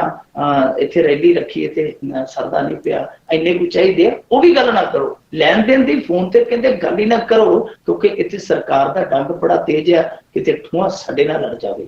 ਇਹ ਕਾਂਗਰਸ ਦੇ ਰਾਣਾ ਗੁਰਜੀਤ ਸੋਢੀ ਨੇ ਕੱਲ ਇਹਨਾਂ ਸਾਰੇ ਨੇਤਾਵਾਂ ਨੂੰ ਜਿਹੜਾ ਉਹ ਹੁਕਮ ਦੇ ਦਿੱਤਾ ਕਿ ਕੋਈ ਵੀ ਬੰਦਾ ਟੈਲੀਫੋਨ ਤੇ ਪਹਿਲੀ ਗੱਲ ਤੇ ਬਹੁਤੀ ਗੱਲ ਹੀ ਨਾ ਕਰੋ। ਜੇ ਗੱਲ ਕਰਨੀ ਵੀ ਹੈ ਤੇ ਕੋਈ ਵੀ ਐਸੀ ਗੱਲ ਜਾਂ ਲੈਣ ਦੇਣ ਦੀ ਗੱਲ ਕਦੇ ਨਾ ਕਰੋ। ਕੋਈ ਪਤਾ ਨਹੀਂ ਇਹ ਠੂਆ ਡੰਗ ਕਿਹਦੇ। ਕੱਲੇ ਕਾਂਗਰਸੀ ਨਹੀਂ ਡਰੇ, ਸਾਡੇ ਤੇ ਇੱਥੇ ਪੁਲਿਸ ਵਾਲੇ ਅਫਸਰ ਵੀ ਡਰ ਗਏ ਆ। ਉਹਨਾਂ ਨੇ ਆਪਣੇ ਪੰਜਾਬ ਪੁਲਿਸ ਵਾਲੇ ਨੇ ਆਪਣੇ ਮੁਲਾਜ਼ਮਾਂ ਨੂੰ ਹਦਾਇਤਾਂ ਦਿੱਤੀਆਂ ਨੇ ਕਿ ਜਿਹਦੇ ਸਮਾਰਟਫੋਨ ਦੇ ਵਿੱਚ ਕਾਲ ਰਿਕਾਰਡਿੰਗ ਹੈ ਉਹ ਕੱਢ ਦਿਓ ਭਾਈ, ਕਿਉਂਕਿ ਬਹੁਤ ਸਾਰੀਆਂ ਗੱਲਾਂ ਜਿਹੜੀਆਂ ਉਹ ਆਫ ਦੀ ਰਿਕਾਰਡ ਇੱਕ ਦੂਜੇ ਨੂੰ ਕਹਿੰਦੇ ਮੁਲਾਜ਼ਮ, ਤੇ ਉਹਦਾ ਲਾਭ ਜਿਹੜਾ ਉਹ ਬਲੈਕਮੇਲਿੰਗ ਦੇ ਰੂਪ ਵਿੱਚ ਵੀ ਲਿਆ ਜਾ ਸਕਦਾ, ਜਾਂ ਜਿਹੜੇ ਸਮਾਜ ਵਿਰੋਧੀ ਅੰਸਰ ਹੈ ਉਹਨਾਂ ਨੂੰ ਭੇਤ ਦੇ ਕੇ ਵੀ ਲਿਆ ਜਾ ਸਕਦਾ। ਸੋ ਦੋਏ ਹਾਲਾਤਾਂ ਦੇ ਵਿੱਚ ਖਤਰਨਾਕ ਹੈ ਤੇ ਪੁਲਿਸ ਅਫਸਰ ਵੀ ਡਰੇ ਆ। ਉਹ ਕਾਲ ਰਿਕਾਰਡਿੰਗਾਂ ਵਾਲਾ ਜਿਹੜਾ ਸੌਫਟਵੇਅਰ ਹੈ ਉਹ ਹਦਾਇਤ ਕਰ ਦਿੱਤੀ ਕਿ ਕਿਸੇ ਦੇ ਮੋਬਾਈਲ 'ਚੋਂ ਨਹੀਂ ਹੋਣਾ ਚਾਹੀਦਾ। ਸੋ ਠੂਆ ਜਿਹੜਾ ਨਵਾਂ ਠੂਆ ਕਲਚਰ ਆਇਆ ਸਾਡੇ ਇੱਥੇ ਸਿਆਸਤ ਦੇ ਵਿੱਚ, ਸਮਾਜ ਦੇ ਵਿੱਚ, ਉਹਨੇ ਪੁਲਿਸ ਨੂੰ ਵੀ ਡੰਗਿਆ, ਸਿਆਸੀਆਂ ਨੂੰ ਵੀ ਡੰਗਿਆ, ਆਮ ਸਮਾਜ ਦੇ ਆਮ ਜਨ ਜੀਵਨ ਦੇ ਵਿੱਚ ਲੋਕਾਂ ਨੂੰ ਵੀ ਡੰਗਿਆ। ਸ਼ਾਇਦ ਇਹੀ ਇੱਕ ਕਹਿੰਦੇ ਹੁੰਦੇ ਆ ਨਾ ਕਿ ਜਿਹੜੀ ਚੀਜ਼ ਫਾਇਦਾ ਦਿੰਦੀ ਹੈ, ਜੇ ਟੈਲੀਵਿਜ਼ਨ ਆਏ ਸੀ ਉਹਨਾਂ ਨੇ ਪਰਿਵਾਰ ਜੋੜੇ, ਕਿਉਂਕਿ ਇੱਕ ਟੈਲੀਵਿਜ਼ਨ ਹੁੰਦਾ ਸੀ ਤੇ ਸਾਰੀ ਗਲੀ ਦੇ ਲੋਕ ਇਕੱਠੇ ਹੋ ਕੇ ਟੈਲੀਵਿਜ਼ਨ ਅੱਗੇ ਰਾਮਾਇਣ ਦੇਖਿਆ ਕਰਦੇ ਸੀ। ਪਰ ਉੱਤੋਂ ਸਾਇੰਸ ਨੇ ਇੱਕ ਕਾਰ ਕੱਢ ਦਿੱਤੀ ਕਿ ਉਹ 4 ਜੀ ਜਿਹੜੇ ਘਰ ਦੇ ਹੁੰਦੇ ਸੀਗੇ, ਚਾਰ ਜੀ, ਉਹ ਹੁਣ ਇੱਕ ਕਾਰ ਚ ਉਹ ਜਿਹੜੇ ਵੱਖ ਵੀ ਹੋ ਗਏ। ਇੱਕ ਨੇ ਜੋੜੇ, ਇੱਕ ਨੇ ਉਹ ਤੋੜ ਵੀ ਦਿੱਤੇ। ਤੇ ਇਹ ਪ੍ਰਭਾਵ ਹੁੰਦੇ ਆ, ਉਦਾਂ ਹੀ ਇਹ ਪ੍ਰਭਾਵ ਪੈ ਰਹੇ ਆ। ਅਸੀਂ ਟੈਕਨੋਲੋਜੀ ਦਾ ਬੜਾ ਫਾਇਦਾ ਲਿਆ, ਹੁਣ ਕੁਝ ਕੀਮਤ ਚੁਕਾਉਣੀ ਪੈਣੀ। ਜੀ ਅਗਲੀ ਆਪਾਂ ਜੇ ਗੱਲ ਕਰੀਏ ਵੀ ਸਤਿੰਦਰ ਸੱਤੀ ਨੂੰ ਲੈ ਕੇ ਸਾਹਿਤਕਾਰਾਂ ਦੇ ਸੁਰ ਨਹੀਂ ਹੋ ਰਹੇ ਨਰਮ। ਦੇਖੋ ਨਰਮ ਰਹਿਣ ਜਾਂ ਗਰਮ ਰਹਿਣ ਪਰਪੀ ਦਾ ਗੁਣਾ ਪੈ ਗਿਆ ਹੈ। ਜੀ ਬੀਬੀ ਦੀ ਨਾਮਜ਼ਦਗੀ ਜਿਹੜੀ ਹੋ ਗਈ ਹੈ ਤੇ ਝੰਡੀ ਮਿਲ ਗਈ ਆ ਹਰੀ। ਔਰ ਸਭ ਤੋਂ ਵੱਡੀ ਗੱਲ ਇਹ ਆ ਕਿ ਇਹ ਪੰਜਾਬ ਕਲਾ ਪ੍ਰੀਸ਼ਦ ਚੇਅਰਪਰਸਨ ਬਣੇਗੀ ਤਾਂ ਇਹਦਾ ਮਤਲਬ ਇਹ ਹੈ ਕਿ ਜਿਵੇਂ ਨਾਟ ਕਲਾ ਹੈ, ਸੂਖਮ ਕਲਾਵਾਂ ਨੇ, ਜਾਂ ਹੋਰ ਜਿਹੜਾ ਸਾਡਾ ਆਮ ਸਾਹਿਤ ਉਹਦੀ ਸਾਰੀ ਦੀ ਵਾਗਡੋਰ ਹੈ ਜਿਹੜੀ ਅੰਦਰ ਆ ਜਾਏਗੀ। ਸਤਿੰਦਰ ਸੱਤੀ ਨੂੰ ਕੌਣ ਨਹੀਂ ਜਾਣਦਾ, ਲਿਸ਼ਕਾਰਾ ਫਿਲਮ ਜਿਹੜੀ ਲਿਸ਼ਕਾਰੇ ਤੋਂ ਪ੍ਰਸਿੱਧ ਹੋਈ। ਗਾਇਕੀ ਚ ਵੀ ਗਈ ਹੈ ਬੀਬੀ, 4 ਕੁ ਦਿਨ 1-2 ਗੀਤ ਗਾਏ, ਪਰ ਫਿਰ ਗਾਇਕੀ ਵਾਲਾ ਜਿਹੜਾ ਪਾਸਾ ਸੀ ਉਹ ਪੁੱਠਾ ਹੀ ਪਿਆ। ਫਿਰ ਇਹਦੀ ਪਹਿਚਾਨ ਹੈ ਇੱਕ ਸਫਲ ਕਹਿ ਦਈਏ ਕਿ ਮੰਚ ਸੰਚਾਲਨ ਜੋ ਕਰਦਾ ਹੈ, ਉਹ ਮੰਚ ਸੰਚਾਲਕ ਦੇ ਵਜੋਂ ਇਹਦੀ ਪਛਾਣ ਹੈ। ਬਹੁਤ ਸ਼ੈਰੋ ਸ਼ਾਇਰੀ ਬੁੱਧੀ ਹੈ ਤੇ ਬਹੁਤ ਕਈ ਵਾਰ ਜ਼ਹੀਨ ਗੱਲਾਂ ਵੀ ਕਰਦੀ ਹੈ। ਪੰਜਾਬ ਦਾ ਦਰਦ ਵੀ ਇਹਦੇ ਸ਼ੇਰਾਂ ਚ ਕਈ ਵਾਰ ਉਗੜਦਾ ਹੈ। ਪਰ ਇਹਦੀ ਯੋਗਤਾ ਜਿਹੜੀ ਇਸ ਪੰਜਾਬ ਕਲਾ ਪਰਿਸ਼ਦ ਦੀ ਆਪਾਂ ਜੇ ਸੀਟ ਕਹੀਏ, ਕੁਰਸੀ ਕਹੀਏ, ਇਹਦੇ ਬਰਾਬਰ ਦੀ ਹੈ। ਤੇ ਮਾਫ ਕਰਨਾ ਬੀਬੀ ਸਤਿੰਦਰ ਸੱਤੀ, ਮੈਂ ਪਹਿਲੇ ਮਾਫੀ ਮੰਗ ਲਾਂ, ਸਾਨੂੰ ਨਹੀਂ ਜਾਪਦਾ ਕਿ ਇਹ ਉਸ ਕੁਰਸੀ ਦੇ ਬਰਾਬਰ ਯੋਗ, ਕਿਉਂਕਿ ਉਸ ਕੁਰਸੀ ਤੇ ਬੜੇ ਬੜੇ ਵੱਡੇ ਵਿਦਵਾਨ ਕੁਲਵੰਤ ਵਿਰਕ ਜੀ ਹੋਰੀ ਹੋਣ, ਕਰਤਾਰ ਸਿੰਘ ਤੁਗਲ ਹੋਰੀ ਹੋਣ, ਸਰਦਾਰ ਅੰਜਮ ਹੋਣ, ਉਹ ਬੈਠ ਕੇ ਗਏ। ਤਾਂ ਉਹਨਾਂ ਦੇ ਬਰੋਬਰ ਇੱਕ ਮੰਚ ਸੰਚਾਲਕਾ ਜਿਹੜੀ ਕਿ ਇਸ ਕਰਕੇ ਜ਼ਿਆਦਾ ਉਹ ਦਿਖਦੀ ਹੈ ਸੁਰਖੀਆਂ ਦੇ ਵਿੱਚ, ਕਿਉਂਕਿ ਉਹਦੀ ਸਰਕਾਰ ਦੇ ਨਾਲ ਨੇੜਤਾ ਹੈ। ਕਬੱਡੀ ਦਾ ਵਰਲਡ ਕੱਪ ਹੋਵੇ ਤਾਂ ਉਹ ਦਿਸਦੀ ਹੈ, PTC ਦਾ ਕੋਈ ਚੈਨਲ ਦਾ ਕੋਈ ਪ੍ਰੋਗਰਾਮ ਹੁੰਦਾ ਤਾਂ ਉਹ ਮੋਹਰੀਆਂ ਚ ਹੁੰਦੀ ਹੈ। ਪਰ ਆਮ ਲੋਕਾਂ ਦੇ ਪ੍ਰੋਗਰਾਮਾਂ ਦੇ ਵਿੱਚ ਕੋਈ ਉਹਨੂੰ ਬਹੁਤਾ ਜ਼ਿਆਦਾ ਹੁਣ ਕਹਿ ਲਈਏ ਕਿ ਅਹਿਮੀਅਤ ਨਹੀਂ ਦਿੱਤਾ ਜਾਂਦਾ। ਪਰ ਉੱਥੇ ਜੋ ਥਾਂ ਦਿੱਤਾ ਗਿਆ ਉਹਦਾ ਵਿਰੋਧ ਕੀਤਾ ਸਾਹਿਤਕਾਰਾਂ ਨੇ, ਜਿੱਦਾਂ ਬਹੁਤ ਵੱਡੇ ਵੱਡੇ ਸਾਹਿਤਕਾਰ ਉਹਨਾਂ ਦੇ ਵਿੱਚ ਜਿਵੇਂ ਬਲਦੇਵ ਸਿੰਘ ਸੜਕਨਾਮਾ ਜੀ ਜਾਂ ਮਨਜੀਤ ਇੰਦਰਾ ਜੀ, ਹੋਰ ਵੀ ਬਹੁਤ ਸਾਰੇ ਜਿਹੜੇ ਸਾਹਿਤਕਾਰ ਆ, ਉਹਨਾਂ ਨੇ ਇਸ ਚੀਜ਼ ਦਾ ਵਿਰੋਧ ਕੀਤਾ ਹੈ ਕਿ ਪ੍ਰਕਿਰਿਆ ਹੀ ਗਲਤ ਆ। ਤਾਂ ਮੇਰੇ ਖਿਆਲ ਦੇ ਨਾਲ ਇਹ ਪ੍ਰਕਿਰਿਆ ਹੀ ਗਲਤ ਆ। ਠੀਕ ਹੈ, ਤੁਸੀਂ ਥਾਣਿਆਂ ਦਾ ਵੀ ਸਿਆਸੀਕਰਨ ਕਰ ਲਿਆ, ਤੁਸੀਂ ਰੇਹੜੀ ਫੜੀ ਯੂਨੀਅਨ ਦਾ ਵੀ ਸਿਆਸੀਕਰਨ ਕਰ ਲਿਆ, ਤੁਸੀਂ ਇੱਥੋਂ ਤੱਕ ਕਿ ਜਵਾਰੀਆਂ ਖਿਡਾਰੀਆਂ ਸਾਰਿਆਂ ਦਾ ਸਿਆਸੀਕਰਨ ਕਰ ਲਿਆ, ਪਰ ਕਲਾ ਨੂੰ ਤੇ ਆਜ਼ਾਦ ਰਹਿਣ, ਕਲਾ ਨੂੰ ਤੇ ਆਜ਼ਾਦ ਉੱਡਣ ਦਿਓ। ਪਰ ਇੱਥੇ ਵੀ ਹੈ ਕਿ ਇਹ ਜਿਹੜੀਆਂ 3 ਨਾਮਜ਼ਦਗੀਆਂ ਹੋਈਆਂ ਨੇ, ਇਹ ਇੱਕ ਹੈ ਤੇ ਵੈਸੇ ਇਹਨਾਂ ਨੇ ਬਣਾਈ ਹੈ ਬਾਡੀ, ਉਹਨੇ ਕੀਤੀਆਂ ਨੇ, ਪਰ ਉਹ ਝੰਡੀ ਹੈ ਜਿਹੜੀ ਅੱਗੋਂ ਸਰਕਾਰ ਨੇ ਦੇਣੀ ਹੈ। ਤਾਂ ਮਤਲਬ ਕਿ ਉਹਨਾਂ ਝੰਡੀ ਉਹਨੂੰ ਦੇਣੀ ਹੈ ਜਿਹੜੀ ਉਹਨਾਂ ਦੀ ਆਪਣੀ ਪਸੰਦ ਆ। ਸੋ ਇਹ ਪ੍ਰਕਿਰਿਆ ਜਿਹੜੀ ਇਹ ਬਿਲਕੁਲ ਗਲਤ ਆ। ਜੇ ਸਾਹਿਤ ਦੇ ਨਾਲ ਜੁੜੀ ਕੋਈ ਅਕਾਦਮੀ ਹੈ, ਕੋਈ ਸੰਸਥਾ ਹੈ, ਤਾਂ ਉਹਦੀ ਪ੍ਰਕਿਰਿਆ ਜਿਹੜੀ ਚੋਣ ਦੀ ਪ੍ਰਕਿਰਿਆ ਹੈ ਉਹ ਪੂਰੀ ਕਰਨ ਦਾ ਹੱਕ ਸਾਹਿਤਕਾਰਾਂ ਨੂੰ, ਜਿਹੜੇ ਉਸ ਖੇਤਰ ਦੇ ਨਾਲ ਜੁੜੇ ਲੋਕ ਹੈ, ਉਹਨਾਂ ਨੂੰ ਹੋਣਾ ਚਾਹੀਦਾ ਹੈ। ਉਹਨਾਂ ਦਾ ਕੋਈ ਆਪਣਾ ਵਿਧੀ ਵਿਧਾਨ ਹੋਵੇ, ਕੋਈ ਕ੍ਰਾਈਟੇਰੀਆ ਹੋਵੇ ਜਿਹਦੇ ਰਾਹੀਂ ਉਹ ਚੋਣ ਕਰਨ। ਇਹ ਥੋਪਿਆ ਜਾਣਾ ਇਹ ਬਿਲਕੁਲ ਗਲਤ ਹੈ। ਤੇ ਖਾਸ ਤੌਰ ਤੇ ਸਤਿੰਦਰ ਸੱਤੀ ਦੀ ਕੋਈ ਯੋਗਤਾ ਨਹੀਂ। ਜੇ ਅਸੀਂ ਯੋਗਤਾ ਨੂੰ ਛੱਡ ਦਈਏ ਕਿਉਂਕਿ ਸਰਕਾਰ ਦੇ ਨੇੜੇ ਆ,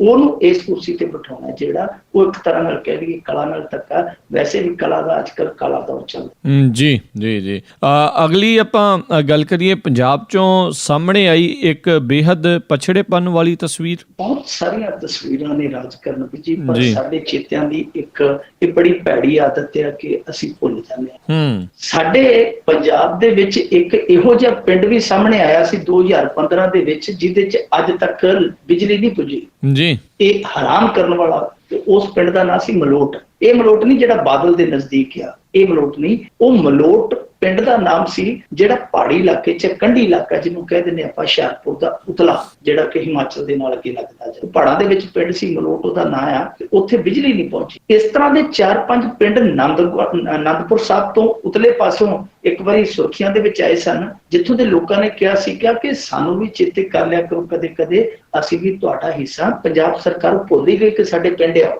ਇਹਨਾਂ ਨੇ ਛੱਡ ਹੀ ਦਿੱਤੇ ਕਿਉਂਕਿ ਉਤਲੇ ਪਹਾੜੀ ਇਲਾਕਿਆਂ ਦੇ ਵਿੱਚ ਸਨ। ਤੇ ਪੰਜਾਬ ਦੇ ਵਿੱਚ ਜੇ ਉਹਨਾਂ ਨੇ ਆਉਣਾ ਹੁੰਦਾ ਤਾਂ ਮੀਲਾਂ ਦਾ ਸਫ਼ਰ ਪਹਾੜਾਂ ਦਾ ਤੈਅ ਕਰਕੇ ਥੱਲੇ ਆਉਂਦੇ, ਫਿਰ ਆਪਦਾ ਪਾਣੀ ਲੈ ਕੇ ਜਾਂਦੇ ਜਾਂ ਹੋਰ ਚੀਜ਼ ਵਸਤ ਲੈ ਕੇ ਜਾਂਦੇ। ਉਹਨਾਂ ਦੇ ਕੋਲ ਨਾ ਰਸਤਾ, ਨਾ ਸਕੂਲ, ਨਾ ਕੋਈ ਹਸਪਤਾਲ, ਨਾ ਕੋਈ ਪੀਣ ਵਾਲਾ, ਨਾ ਹਿਮਾਚਲ ਉਹਨਾਂ ਨੂੰ ਕੁਝ ਦਿੰਦਾ, ਨਾ ਪੰਜਾਬ। ਇਹ ਵੀ ਤੇ ਪਛੜੇਪਨ ਦੀ ਬਹੁਤ ਵੱਡੀ ਤਸਵੀਰ ਸੀ। ਤੀਜੀ ਤਸਵੀਰ ਤੁਸੀਂ ਆ ਪਿੱਛੇ ਜੇ ਦੇਖੀ ਹੋਣੀ ਹੈ, ਜਦੋਂ ਸਾਡੇ ਇੱਥੇ ਫਾਜ਼ਿਲਕਾ ਦੇ ਨੇੜੇ ਦੇ ਪਿੰਡਾਂ ਦੇ 4-5 ਨੇ ਬੋਰਡ ਲਾ ਦਿੱਤਾ ਸੀ ਕਿ ਕੋਈ ਲੈ ਸਕਦਾ ਤਾਂ ਲੈ ਲਓ ਜੀ, ਮੇਰਾ ਸਾਰਾ ਪਿੰਡ ਵਿਖਾਓ ਜੀ। ਉਹਨਾਂ ਨੇ ਆਪਣੇ ਪਿੰਡ ਵਿਕਰੀ ਦੇ ਬੋਰਡ ਲਾ ਦਿੱਤੇ ਸਨ। ਇਹਦੋਂ ਪਛੜੇਪਨ ਪਛੜੇਪਣ ਦੀ ਤਸਵੀਰ ਅਸੀਂ ਕਿੱਥੇ ਦੇਖ, ਪਰ ਇਹ ਪਛੜੇਪਣ ਦੀ ਤਸਵੀਰ ਉਹ ਤੋਂ ਵੀ ਭੈੜੀ ਹੈ ਕਿ ਸਾਡੇ ਇੱਥੇ ਜਲੰਧਰ ਵਰਗੇ ਜ਼ਿਲ੍ਹੇ ਤੇ ਕਪੂਰਥਲਾ ਵਰਗੇ ਜ਼ਿਲ੍ਹੇ ਦੇ ਦਰਮਿਆਨ ਜਿਹੜਾ ਇੱਕ ਮੰਡ ਦਾ ਏਰੀਆ ਪੈਂਦਾ, ਸੁਲਤਾਨਪੁਰ ਲੋਧੀ ਤੇ ਜਲੰਧਰ ਦਾ, ਉਹਦੇ ਵਿੱਚ 5 ਪਿੰਡ ਇਹੋ ਜਿਹੇ ਆ ਜਿਹੜੇ 3 ਮਹੀਨੇ ਸੰਸਾਰ ਦੇ ਨਾਲੋਂ ਪੂਰੀ ਤਰ੍ਹਾਂ ਕੱਟ ਜਾਂਦੇ ਆ, ਔਰ ਉਸ ਅਗਿਆਤਵਾਸ ਕਹਾਂਗੇ ਆਪਾਂ ਨੂੰ, ਜਦੋਂ ਅਗਿਆਤਵਾਸ ਚ ਚਲੇ ਜਾਂਦੇ ਆ 3 ਮਹੀਨਿਆਂ ਦੇ ਦੌਰਾਨ ਉਹ ਇੰਨੀਆਂ ਦੁਸ਼ਵਾਰੀਆਂ ਚੱਲਦੇ ਆ ਕਿ ਰੂਹ ਕੰਬ ਜਾਂਦੀ ਹੈ। ਇੱਥੋਂ ਤੱਕ ਕਿ ਜਿਹੜੇ ਉਹਨਾਂ ਦੇ ਬੱਚੇ ਆ, ਉਹਨਾਂ ਦੇ ਪੜ੍ਹਨ ਦੀ ਉੱਥੇ ਇੱਕੋ ਇੱਕ ਸਕੂਲ ਆ ਤੇ ਇੱਕ ਸਕੂਲ ਦੇ ਵਿੱਚ ਮਾਸਟਰ ਇੱਕ ਵੀ ਨਹੀਂ, ਮਾਸਟਰ ਹੈ ਹੀ ਨਹੀਂ ਜੀ ਉੱਥੇ। ਕੋਈ ਮੰਡ ਦੇ ਇਲਾਕੇ ਚ ਕੋਈ ਜਾਂਦਾ ਹੀ, ਅਗਲਾ ਕਹਿੰਦਾ ਪਾਣੀ ਚੜ੍ਹਾਇਆ ਤੇ ਮੈਂ ਕਿਧਰੋਂ ਦੀ ਨਿਕਲਾਂਗਾ। ਪਰ ਉਹਨਾਂ ਨੇ ਆਪਣੇ ਬੱਚੇ ਪੜ੍ਹਾਉਣੇ ਆ, ਉਹਨਾਂ ਦਾ ਵਰਤਮਾਨ ਤੇ ਬੇਸ਼ੱਕ ਅੱਜ ਜਿਹੜਾ ਖਸਤਾ ਹਾਲ ਆ, ਉਹਨਾਂ ਨੂੰ ਆਪਣੇ ਭਵਿੱਖ ਦੀ ਫਿਕਰ ਹੈ ਕਿ ਚਲੋ ਇਹਨਾਂ ਨੂੰ ਤਰਾਸ਼ ਲਈਏ। ਉਹ ਇਸ ਕਰਕੇ ਬੱਚਿਆਂ ਨੂੰ ਅੱਧ ਪਚੱਧ ਦਾ ਪੈਂਡਾ ਤੇ ਬੇੜੀਆਂ ਚ ਤੈਅ ਕਰਵਾ ਦਿੰਦੇ ਆ। ਮੁੜ ਕੇ ਫਿਰ ਜਿਹਦੇ ਬੱਚੇ ਜਿੰਨੇ ਹੁੰਦੇ ਆ, ਜਿਵੇਂ ਮਸਲਨ 2 ਬੱਚੇ ਆ, ਇੱਕ ਉਸ ਮੋਢੇ ਚੜਾ ਲੈਂਦਾ, ਇੱਕ ਉਸ ਕੰਧੜੀ ਚੜਾ ਲੈਂਦਾ, ਪਾਣੀ ਚੋਂ ਲੰਘਦਾ, ਦਰਿਆ ਚੋਂ ਲੰਘ ਕੇ ਸੁਲਤਾਨਪੁਰ ਲੋਧੀ ਪਹੁੰਚਾਉਂਦਾ। ਜਿਹਦਾ ਇੱਕ ਹੈ ਉਹਨੂੰ ਥੋੜੀ ਜਿਹੀ ਸੌਖ ਆ, ਕਿਉਂਕਿ ਉਹ ਕਹਿ ਦਿੰਦਾ ਇੱਕ ਹੀ ਕਾਫੀ ਦੂਸਰੇ ਸੇ ਮਾਫੀ, ਉਹ ਤੇ ਸੌਖਾ ਟੱਪ ਜਾਂਦਾ ਦਰਿਆ। ਇਸ ਤਰ੍ਹਾਂ ਉਹ ਆਪਣੇ ਬੱਚਿਆਂ ਨੂੰ ਦਰਿਆ ਦੇ ਵਿੱਚੋਂ ਕਦੇ ਸੁਲਤਾਨਪੁਰ ਲੋਧੀ ਤੇ ਨਿੱਜੀ ਛੱਡ ਕੇ ਆਉਂਦੇ ਆ। ਉਹ ਤਸਵੀਰ ਅੱਜ ਇੱਕ ਰਾਸ਼ਟਰੀ ਅਖਬਾਰ ਹਿੰਦੀ ਦੇ ਨੇ ਛਾਪੀ ਹੈ, ਔਰ ਸਾਡੇ ਲਈ ਬੜੀ ਸ਼ਰਮਨਾਕ ਆ ਕਿ ਅਸੀਂ ਡਰੋਨ ਦੇ ਰਾਹੀਂ ਫਲਾਈਓਵਰਾਂ ਦੀਆਂ ਫੋਟੋਆਂ ਲੈ ਲੈਂਦੇ ਆ। ਦੂਰੋਂ ਨੇੜਿਓਂ ਜਿਹੜੇ ਲੋਕ ਸੰਪਰਕ ਵਿਭਾਗ ਦੇ ਫੋਟੋਗ੍ਰਾਫਰ ਆ, ਉਹਨਾਂ ਤੋਂ ਫੋਟੋਆਂ ਕਰਵਾ ਕੇ ਅਖਬਾਰਾਂ 'ਚ ਵੱਡੇ ਇਸ਼ਤਿਹਾਰ ਦਿੰਦੇ ਆ ਕਿ ਆਹ ਕਰਤਾ ਜੀ, ਉਹ ਕਰ ਦਿੱਤਾ। ਪਰ ਇਹ ਅਸਲ ਸਾਡੀ ਤਸਵੀਰ ਹੈ। ਜਦ ਤੱਕ ਇਹ ਤਸਵੀਰਾਂ ਛਪਦੀਆਂ ਰਹਿਣਗੀਆਂ, ਸਾਡੇ ਫਲਾਈਓਵਰ ਜਿਹੜੇ ਆ ਉਹ ਹਕੀਕਤ ਦੀ ਠੋਕਰ ਦੇ ਨਾਲ ਟਿਕਦੇ ਰਹਿਣਗੇ। ਸਾਡੇ ਇਹ ਦਾਅਵੇ ਜਿਹੜੇ ਇਹ ਉਹਨਾਂ ਚਿਰ ਸਾਰਥਕ ਨਹੀਂ ਜਿੰਨਾ ਚਿਰ ਇਹੋ ਜਿਹੀਆਂ ਤਸਵੀਰਾਂ ਛਪਣੀਆਂ ਬੰਦ ਨਹੀਂ ਹੁੰਦੀਆਂ। ਜੇ ਤੁਸੀਂ ਉੱਥੇ ਬ੍ਰਿਜ ਨਹੀਂ ਬਣਾ ਸਕਦੇ ਉਹਨਾਂ ਮੰਡ ਦੇ ਲੋਕਾਂ ਲਈ, ਘੱਟੋ ਘੱਟ ਸਕੂਲ ਤੇ ਬਣਾ ਚਾਹੀਦਾ। ਜੀ ਬਿਲਕੁਲ। ਤੇ ਆਪਾਂ ਜੇ ਗੱਲ ਕਰੀਏ ਅਗਲੀ ਵੀ, ਕੈਪਟਨ ਅਤੇ ਬਾਦਲ ਦੋਵਾਂ ਨੇ SYL ਦਾ ਰਾਗ ਫੇਰ ਅਲਾਪਿਆ। ਇਹਨਾਂ ਦੇ ਕੋਲ ਇਹੀ ਹੜਾਟ ਆ ਗਿਆ ਕਿ ਜਦੋਂ ਜ਼ਰੂਰਤ ਪੈਂਦੀ ਉਦੋਂ ਨੂੰ ਛੇੜ ਲੈਂਦੇ ਆ ਜੀ ਲੋਕ। ਇਸ ਰਾਗ ਤੇ ਥੋੜਾ ਜਿਹਾ ਖਿੱਲੇ ਵੀ ਜਾਂਦੇ ਆ। ਅੱਜ ਮੈਂ ਵੀ ਗਿਆ ਸੀ ਇੱਕ ਸਭਾ ਦੇ ਵਿੱਚ, ਸਰਦਾਰ ਸਿੰਘ ਬਾਦਲ ਦੇ ਨਗਰ ਦਰਸ਼ਨ ਸਨ, ਉੱਥੇ ਅਸੀਂ ਗਏ ਤੇ ਉੱਥੇ ਮੈਂ ਦੇਖ ਰਿਹਾ ਸੀਗਾ ਇੱਕ ਚੀਜ਼ ਕਿ ਬਹੁਤ ਚਲਾਕ ਨੇ ਪ੍ਰਕਾਸ਼ ਸਿੰਘ ਬਾਦਲ ਜੀ ਜਿੱਥੇ, ਕਿਉਂਕਿ ਉਹ ਦੇਖ ਲੈਂਦੇ ਆ, ਖਾਸ ਤੌਰ ਤੇ ਲੰਬੀ ਇਲਾਕੇ ਦੇ ਪੱਤਰਕਾਰ ਕੱਲੇ ਨੂੰ ਜਾਣਦੇ ਆ ਨਿੱਜੀ ਤੌਰ, ਉਹ ਵੇਖ ਲੈਂਦੇ ਆ ਕਿ ਇੱਥੇ ਕੋਈ ਖੜਾ ਨਾ ਹੋਵੇ। ਫਿਰ ਉੱਥੇ ਭਾਸ਼ਣ ਜਿਹੜਾ ਉਹਨਾਂ ਦਾ ਹੋਰ ਤਰ੍ਹਾਂ ਦਾ ਹੁੰਦਾ ਹੈ। ਜਿੱਥੇ 4 ਜਣੇ ਖੜੇ ਹੋਣ ਰਿਕਾਰਡਿੰਗ ਕਰਨ ਵਾਲੇ, ਉੱਥੇ ਉਹਨਾਂ ਦਾ ਭਾਸ਼ਣ ਹੈ ਜਿਹੜਾ ਉਹ ਬਿਲਕੁਲ ਸੌਫਟ ਹੋ ਜਾਂਦਾ, ਬਿਲਕੁਲ ਨਿਊਟਰਲ ਹੋ ਜਾਂਦਾ। ਜਿੱਥੇ ਉਹਨਾਂ ਨੂੰ ਦੀਦਾ ਕੋਈ ਮੀਡੀਆ ਕਰਮੀ ਨਹੀਂ ਹੈ, ਕੋਈ ਲੋਕੇ ਖੜ ਜਾਂਦਾ, ਕੋਈ ਛਿਪ ਕੇ ਖੜ ਜਾਂਦਾ, ਫਿਰ ਉੱਥੇ ਰਗੜੇ ਲਾਉਂਦੇ। ਅੱਜ ਇੱਕ ਪਿੰਡ ਦੇ ਵਿੱਚ ਉਹਨਾਂ ਨੇ ਇੱਥੋਂ ਤੱਕ ਕਿਹਾ ਕਿ ਜਿਹੜਾ ਅਰਵਿੰਦ ਕੇਜਰੀਵਾਲ ਆ, ਇਹ ਹਰਿਆਣੇ ਦਾ ਜੰਪਲ ਆ, ਹਰਿਆਣਵੀ ਆ, ਇਹ ਪੰਜਾਬ 'ਚ ਆਇਆ ਹੀ ਇਸੇ ਕਰਕੇ ਆ ਕਿ ਇਹਨੇ ਪਾਣੀ ਦਾ ਅੱਧ ਆਪਣੇ ਕੋਲ ਲੈ ਕੇ ਜਾਣਾ। ਉਹਨੇ ਕਿਹਾ ਕਿ ਰਾਜਸਥਾਨ ਵਾਲੀ ਜਿਹੜੀ ਨਹਿਰ ਸੀ ਤੁਹਾਡੀ ਹਿੱਕ ਤੇ ਚੀਰ ਕੇ ਕੱਢੀ ਗਈ, ਉਹ ਕਾਂਗਰਸ ਨੇ ਕੱਢੀ, ਤੇ ਜਿਹੜਾ ਥੋੜਾ ਜਿਹਾ ਤੁਹਾਡੇ ਕੋਲ ਪਾਣੀ ਬਚਿਆ, ਇੱਕ ਸਾਜ਼ਿਸ਼ ਦੇ ਨਾਲ ਅਰਵਿੰਦ ਕੇਜਰੀਵਾਲ ਨੂੰ ਕੱਢ ਕੇ ਇਹ ਪਾਣੀ ਦਾ ਅੱਧ ਵੰਡਾਉਣ ਲਈ ਇਹਨੂੰ ਇੱਥੇ ਪਲਾਂਟ ਕੀਤਾ ਗਿਆ। ਇਹ ਦੇਖੋ ਕਿੱਡੀ ਡੂੰਘੀ ਗੱਲ ਆ, ਕਿੱਡੀ ਜਜ਼ਬਾਤੀ ਗੱਲ ਆ ਕਿ ਔਰ ਕੀਤੀ ਉਸ ਵੇਲੇ ਗਈ ਜਦੋਂ ਕੋਈ ਮੀਡੀਆ ਕਰਮੀ ਸਾਹਮਣੇ ਨਹੀਂ ਸੀ, ਜਦੋਂ ਕੋਈ ਉਹ ਬਿਆਨ ਰਿਕਾਰਡ ਤੇ ਨਹੀਂ ਆਇਆ। ਅਸੀਂ ਥੋੜੇ ਜਿਹੇ ਪਾਸੇ ਖੜੇ ਸਾਂ ਤੇ ਮੈਂ ਚੱਕ ਉਸ ਰਿਕਾਰਡ ਕੀਤਾ, ਅਸੀਂ ਦੇਖਿਆ ਕਿ ਹਾਂ ਬਹੁਤ ਡੂੰਘੀ ਗੱਲ ਕੀਤੀ ਹੈ। ਇਸੇ ਤਰ੍ਹਾਂ ਦੇਖੋ ਇਹ ਕਮਾਲ ਦੀ ਗੱਲ ਆ, ਇਹ ਗਜ਼ਬ ਆ ਕਿ ਜਦੋਂ SYL ਦੀ ਇਧਰੋਂ ਕੋਈ ਹਿਲਜੁਲ ਹੁੰਦੀ ਹੈ, ਨਾਲ ਦੀ ਨਾਲ ਕੈਪਟਨ ਸਾਹਿਬ ਦਾ ਬਿਆਨ ਆ ਜਾਂਦਾ। ਪਤਾ ਨਹੀਂ ਕਿ ਦੋਨਾਂ ਸਲਾਹ ਕਰਕੇ ਬਿਆਨ ਦਿੰਦੇ ਆ, ਮੈਂ ਵੀ ਦੇ ਦਿੰਦਾ, ਤੂੰ ਵੀ ਦੇ ਦੀ। ਅੱਜ ਉਹਨੇ ਵੀ ਕਹਿ ਦਿੱਤਾ, ਕਹਿੰਦਾ ਕਿ ਜਿਹੜਾ ਪ੍ਰਕਾਸ਼ ਸਿੰਘ ਬਾਦਲ ਹੈ ਉਹ ਦਰਬਾਰ ਸਾਹਿਬ ਆ ਕੇ ਸਹੁੰ ਚੁੱਕ ਜਾਵੇ ਕਿ ਉਹਨੇ ਇਸ SYL ਦੀ ਫਾਈਲ ਤੇ ਦਸਤਖਤ ਨਹੀਂ ਸਮਝੇ। ਉਹ ਵੀ ਅੱਜ ਰਾਗ ਛੇੜ ਬੈਠਾ। ਹੁਣ ਸਵੇਰੇ ਫਿਰ ਪ੍ਰਕਾਸ਼ ਸਿੰਘ ਬਾਦਲ ਨੂੰ ਸਵਾਲ ਹੋਏਗਾ, ਉਹਦਾ ਕੋਈ ਉਲਟਾ ਜਵਾਬ ਦੇ ਦੇਗਾ ਕਿ ਇਹਨੇ ਚਾਂਦੀ ਦੀ ਕਹੀ ਨਾਲ ਜਿਹੜਾ ਸੀ ਟੱਕ ਲਵਾਇਆ ਸੀ ਇੰਦਰਾ ਗਾਂਧੀ ਤੋਂ, ਉਹ ਫਿਰ ਅੱਗੋਂ ਕੁਛ ਨਾ ਕੁਛ ਕਹਿ ਦੇਗਾ। ਯਾਨੀ ਦੋਨੇ ਉਸੇ ਚੀਜ਼ 'ਚ ਫਿਰ ਉਲਝਾ ਲੈਣਗੇ ਲੋਕਾਂ ਨੂੰ। ਉਹ 4 ਦਿਨ ਫਿਰ ਇੱਧਰ ਸੌਖੇ ਲੰਘ ਜਾਣਗੇ। ਸੋ ਇਹ ਬੜੀ ਅਜੀਬੋ-ਗਰੀਬ ਦੀ ਗੱਲ ਆ। ਪਰ ਦੇਖੋ ਜਿਹੜੀਆਂ ਗੱਲਾਂ ਉਹ ਦੋਵੇਂ ਨੂੰ ਸਵਾਲ ਕੀਤੇ ਜਾ, ਪ੍ਰਕਾਸ਼ ਸਿੰਘ ਬਾਦਲ ਇਸ ਗੱਲ ਦਾ ਜਵਾਬ ਹੀ ਨਹੀਂ ਦਿੰਦਾ ਕਿ ਦੇਵੀ ਲਾਲ ਨੇ ਆਪਣੀ ਅਸੈਂਬਲੀ 'ਚ ਇਹ ਗੱਲ ਕਿਉਂ ਕਹੀ ਸੀ ਕਿ ਅਸੀਂ ਆਪਣੀ ਦੋਸਤੀ ਤੇ ਮਾਣ ਕਰਦੇ ਹਾਂ, ਕਿਉਂਕਿ ਪ੍ਰਕਾਸ਼ ਸਿੰਘ ਬਾਦਲ ਨੇ SYL ਦਾ ਨੋਟੀਫਿਕੇਸ਼ਨ ਜਾਰੀ ਕਰ ਦਿੱਤਾ। ਔਰ ਰਿਕਾਰਡ ਨੇ ਉਹ ਸ਼ਬਦ ਅਸੈਂਬਲੀ ਦੀ ਕਾਰਵਾਈ ਦੇ ਵਿੱਚ ਅੱਜ ਵੀ ਉਹ ਦਰਜ ਨੇ ਜਿਹੜੇ ਦੇਵੀ ਲਾਲ ਨੇ, ਉਹਦੇ ਤੇ ਕੋਈ ਸਫਾਈ ਨਹੀਂ ਆਉਂਦੀ। ਹਾਂ, ਚੰਦੂ ਮਾਜਰਾ ਸਭ ਕਹਿ ਜਾਂਦੇ, ਕਹਿੰਦੇ ਜੀ ਉਹ ਤੇ ਭੋਲਪੁਣੇ ਦੇ ਵਿੱਚ ਪ੍ਰਕਾਸ਼ ਸਿੰਘ ਬਾਦਲ ਨੇ ਸਾਈਨ ਕਰ ਦਿੱਤੇ ਸਨ। ਜੀ ਜੀ ਜੀ, ਭੋਲੇਪਨ ਦੇ ਵਿੱਚ ਪ੍ਰਕਾਸ਼ ਸਿੰਘ ਬਾਦਲ ਵਰਗੇ ਜੀ ਦੇ ਵਿੱਚ ਕਰ ਸਕਦੇ ਸਾਈਨ, ਫਿਰ ਤੇ ਬਹੁਤ ਕੁਝ ਕੀਤਾ ਜਾ ਸਕਦਾ।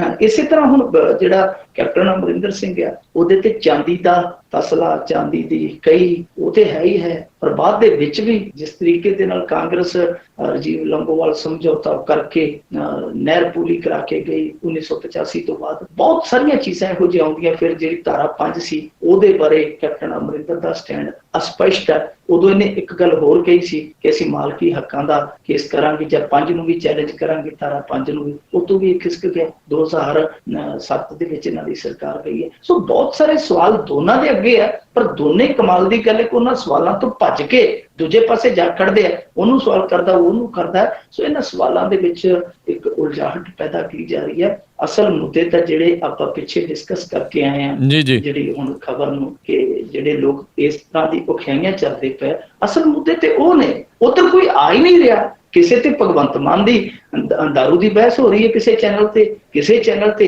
ਇਹਨਾਂ ਬਿਆਨਾਂ ਦੀ ਬਹਿਸ ਹੋ ਰਹੀ ਹੈ। ਅਸਲ ਮੁੱਦਿਆਂ ਤੇ ਬਹਿਸ ਨਹੀਂ ਹੋ ਰਹੀ। ਜੀ ਜੀ, ਬਿਲਕੁਲ। ਤੇ ਬਹੁਤ ਬਹੁਤ ਧੰਨਵਾਦ ਮਿੰਟੂ ਜੀ ਤੁਹਾਡਾ, ਤੁਸੀਂ ਸਾਡੇ ਨਾਲ ਜੁੜੇ ਇਹਨਾਂ ਖਬਰਾਂ ਬਾਰੇ ਸਾਨੂੰ ਵਿਸਥਾਰ 'ਚ ਜਾਣਕਾਰੀਆਂ ਦਿੱਤੀਆਂ। ਅਗਲੇ ਬੁਲੇਟਿਨ ਤੱਕ ਲਈ ਤੁਹਾਡਾ ਬਹੁਤ ਬਹੁਤ ਧੰਨਵਾਦ, ਮਿਹਰਬਾਨੀ, ਸਤਿ ਸ੍ਰੀ ਅਕਾਲ। ਤੇ ਸਰੋਤਿਓ, ਇੱਥੇ ਹੀ ਸਾਡਾ ਅੱਜ ਦਾ ਇਹ ਪ੍ਰੋਗਰਾਮ ਖਬਰ ਤੇ ਨਜ਼ਰ ਉਹ ਵੀ ਹੁਣ ਸਮਾਪਤ ਹੁੰਦਾ ਆ। ਹੁਣ ਮੈਨੂੰ ਰਾਜਕਨਵੀਰ ਸਿੰਘ ਨੂੰ ਵੀ ਇਜਾਜ਼ਤ ਦਿਓ। ਮੇਰੇ ਵੱਲੋਂ ਵੀ ਆਪ ਸਭ ਨੂੰ ਬਹੁਤ ਪਿਆਰ ਸਤਿਕਾਰ ਸਾਹਿਬ ਦੋਨੋਂ ਹੱਥ ਜੋੜ ਕੇ ਨਿੱਘੀ ਜਿਹੀ ਸਤਿ ਸ੍ਰੀ ਅਕਾਲ। ਜਿਉਂਦੇ ਵਸਦੇ ਰਹੋ, ਹੱਸਦੇ ਖੇਲਦੇ ਰਹੋ ਤੇ ਸੁਣਦੇ ਰਹੋ ਪੰਜਾਬੀ ਰੇਡੀਓ USA।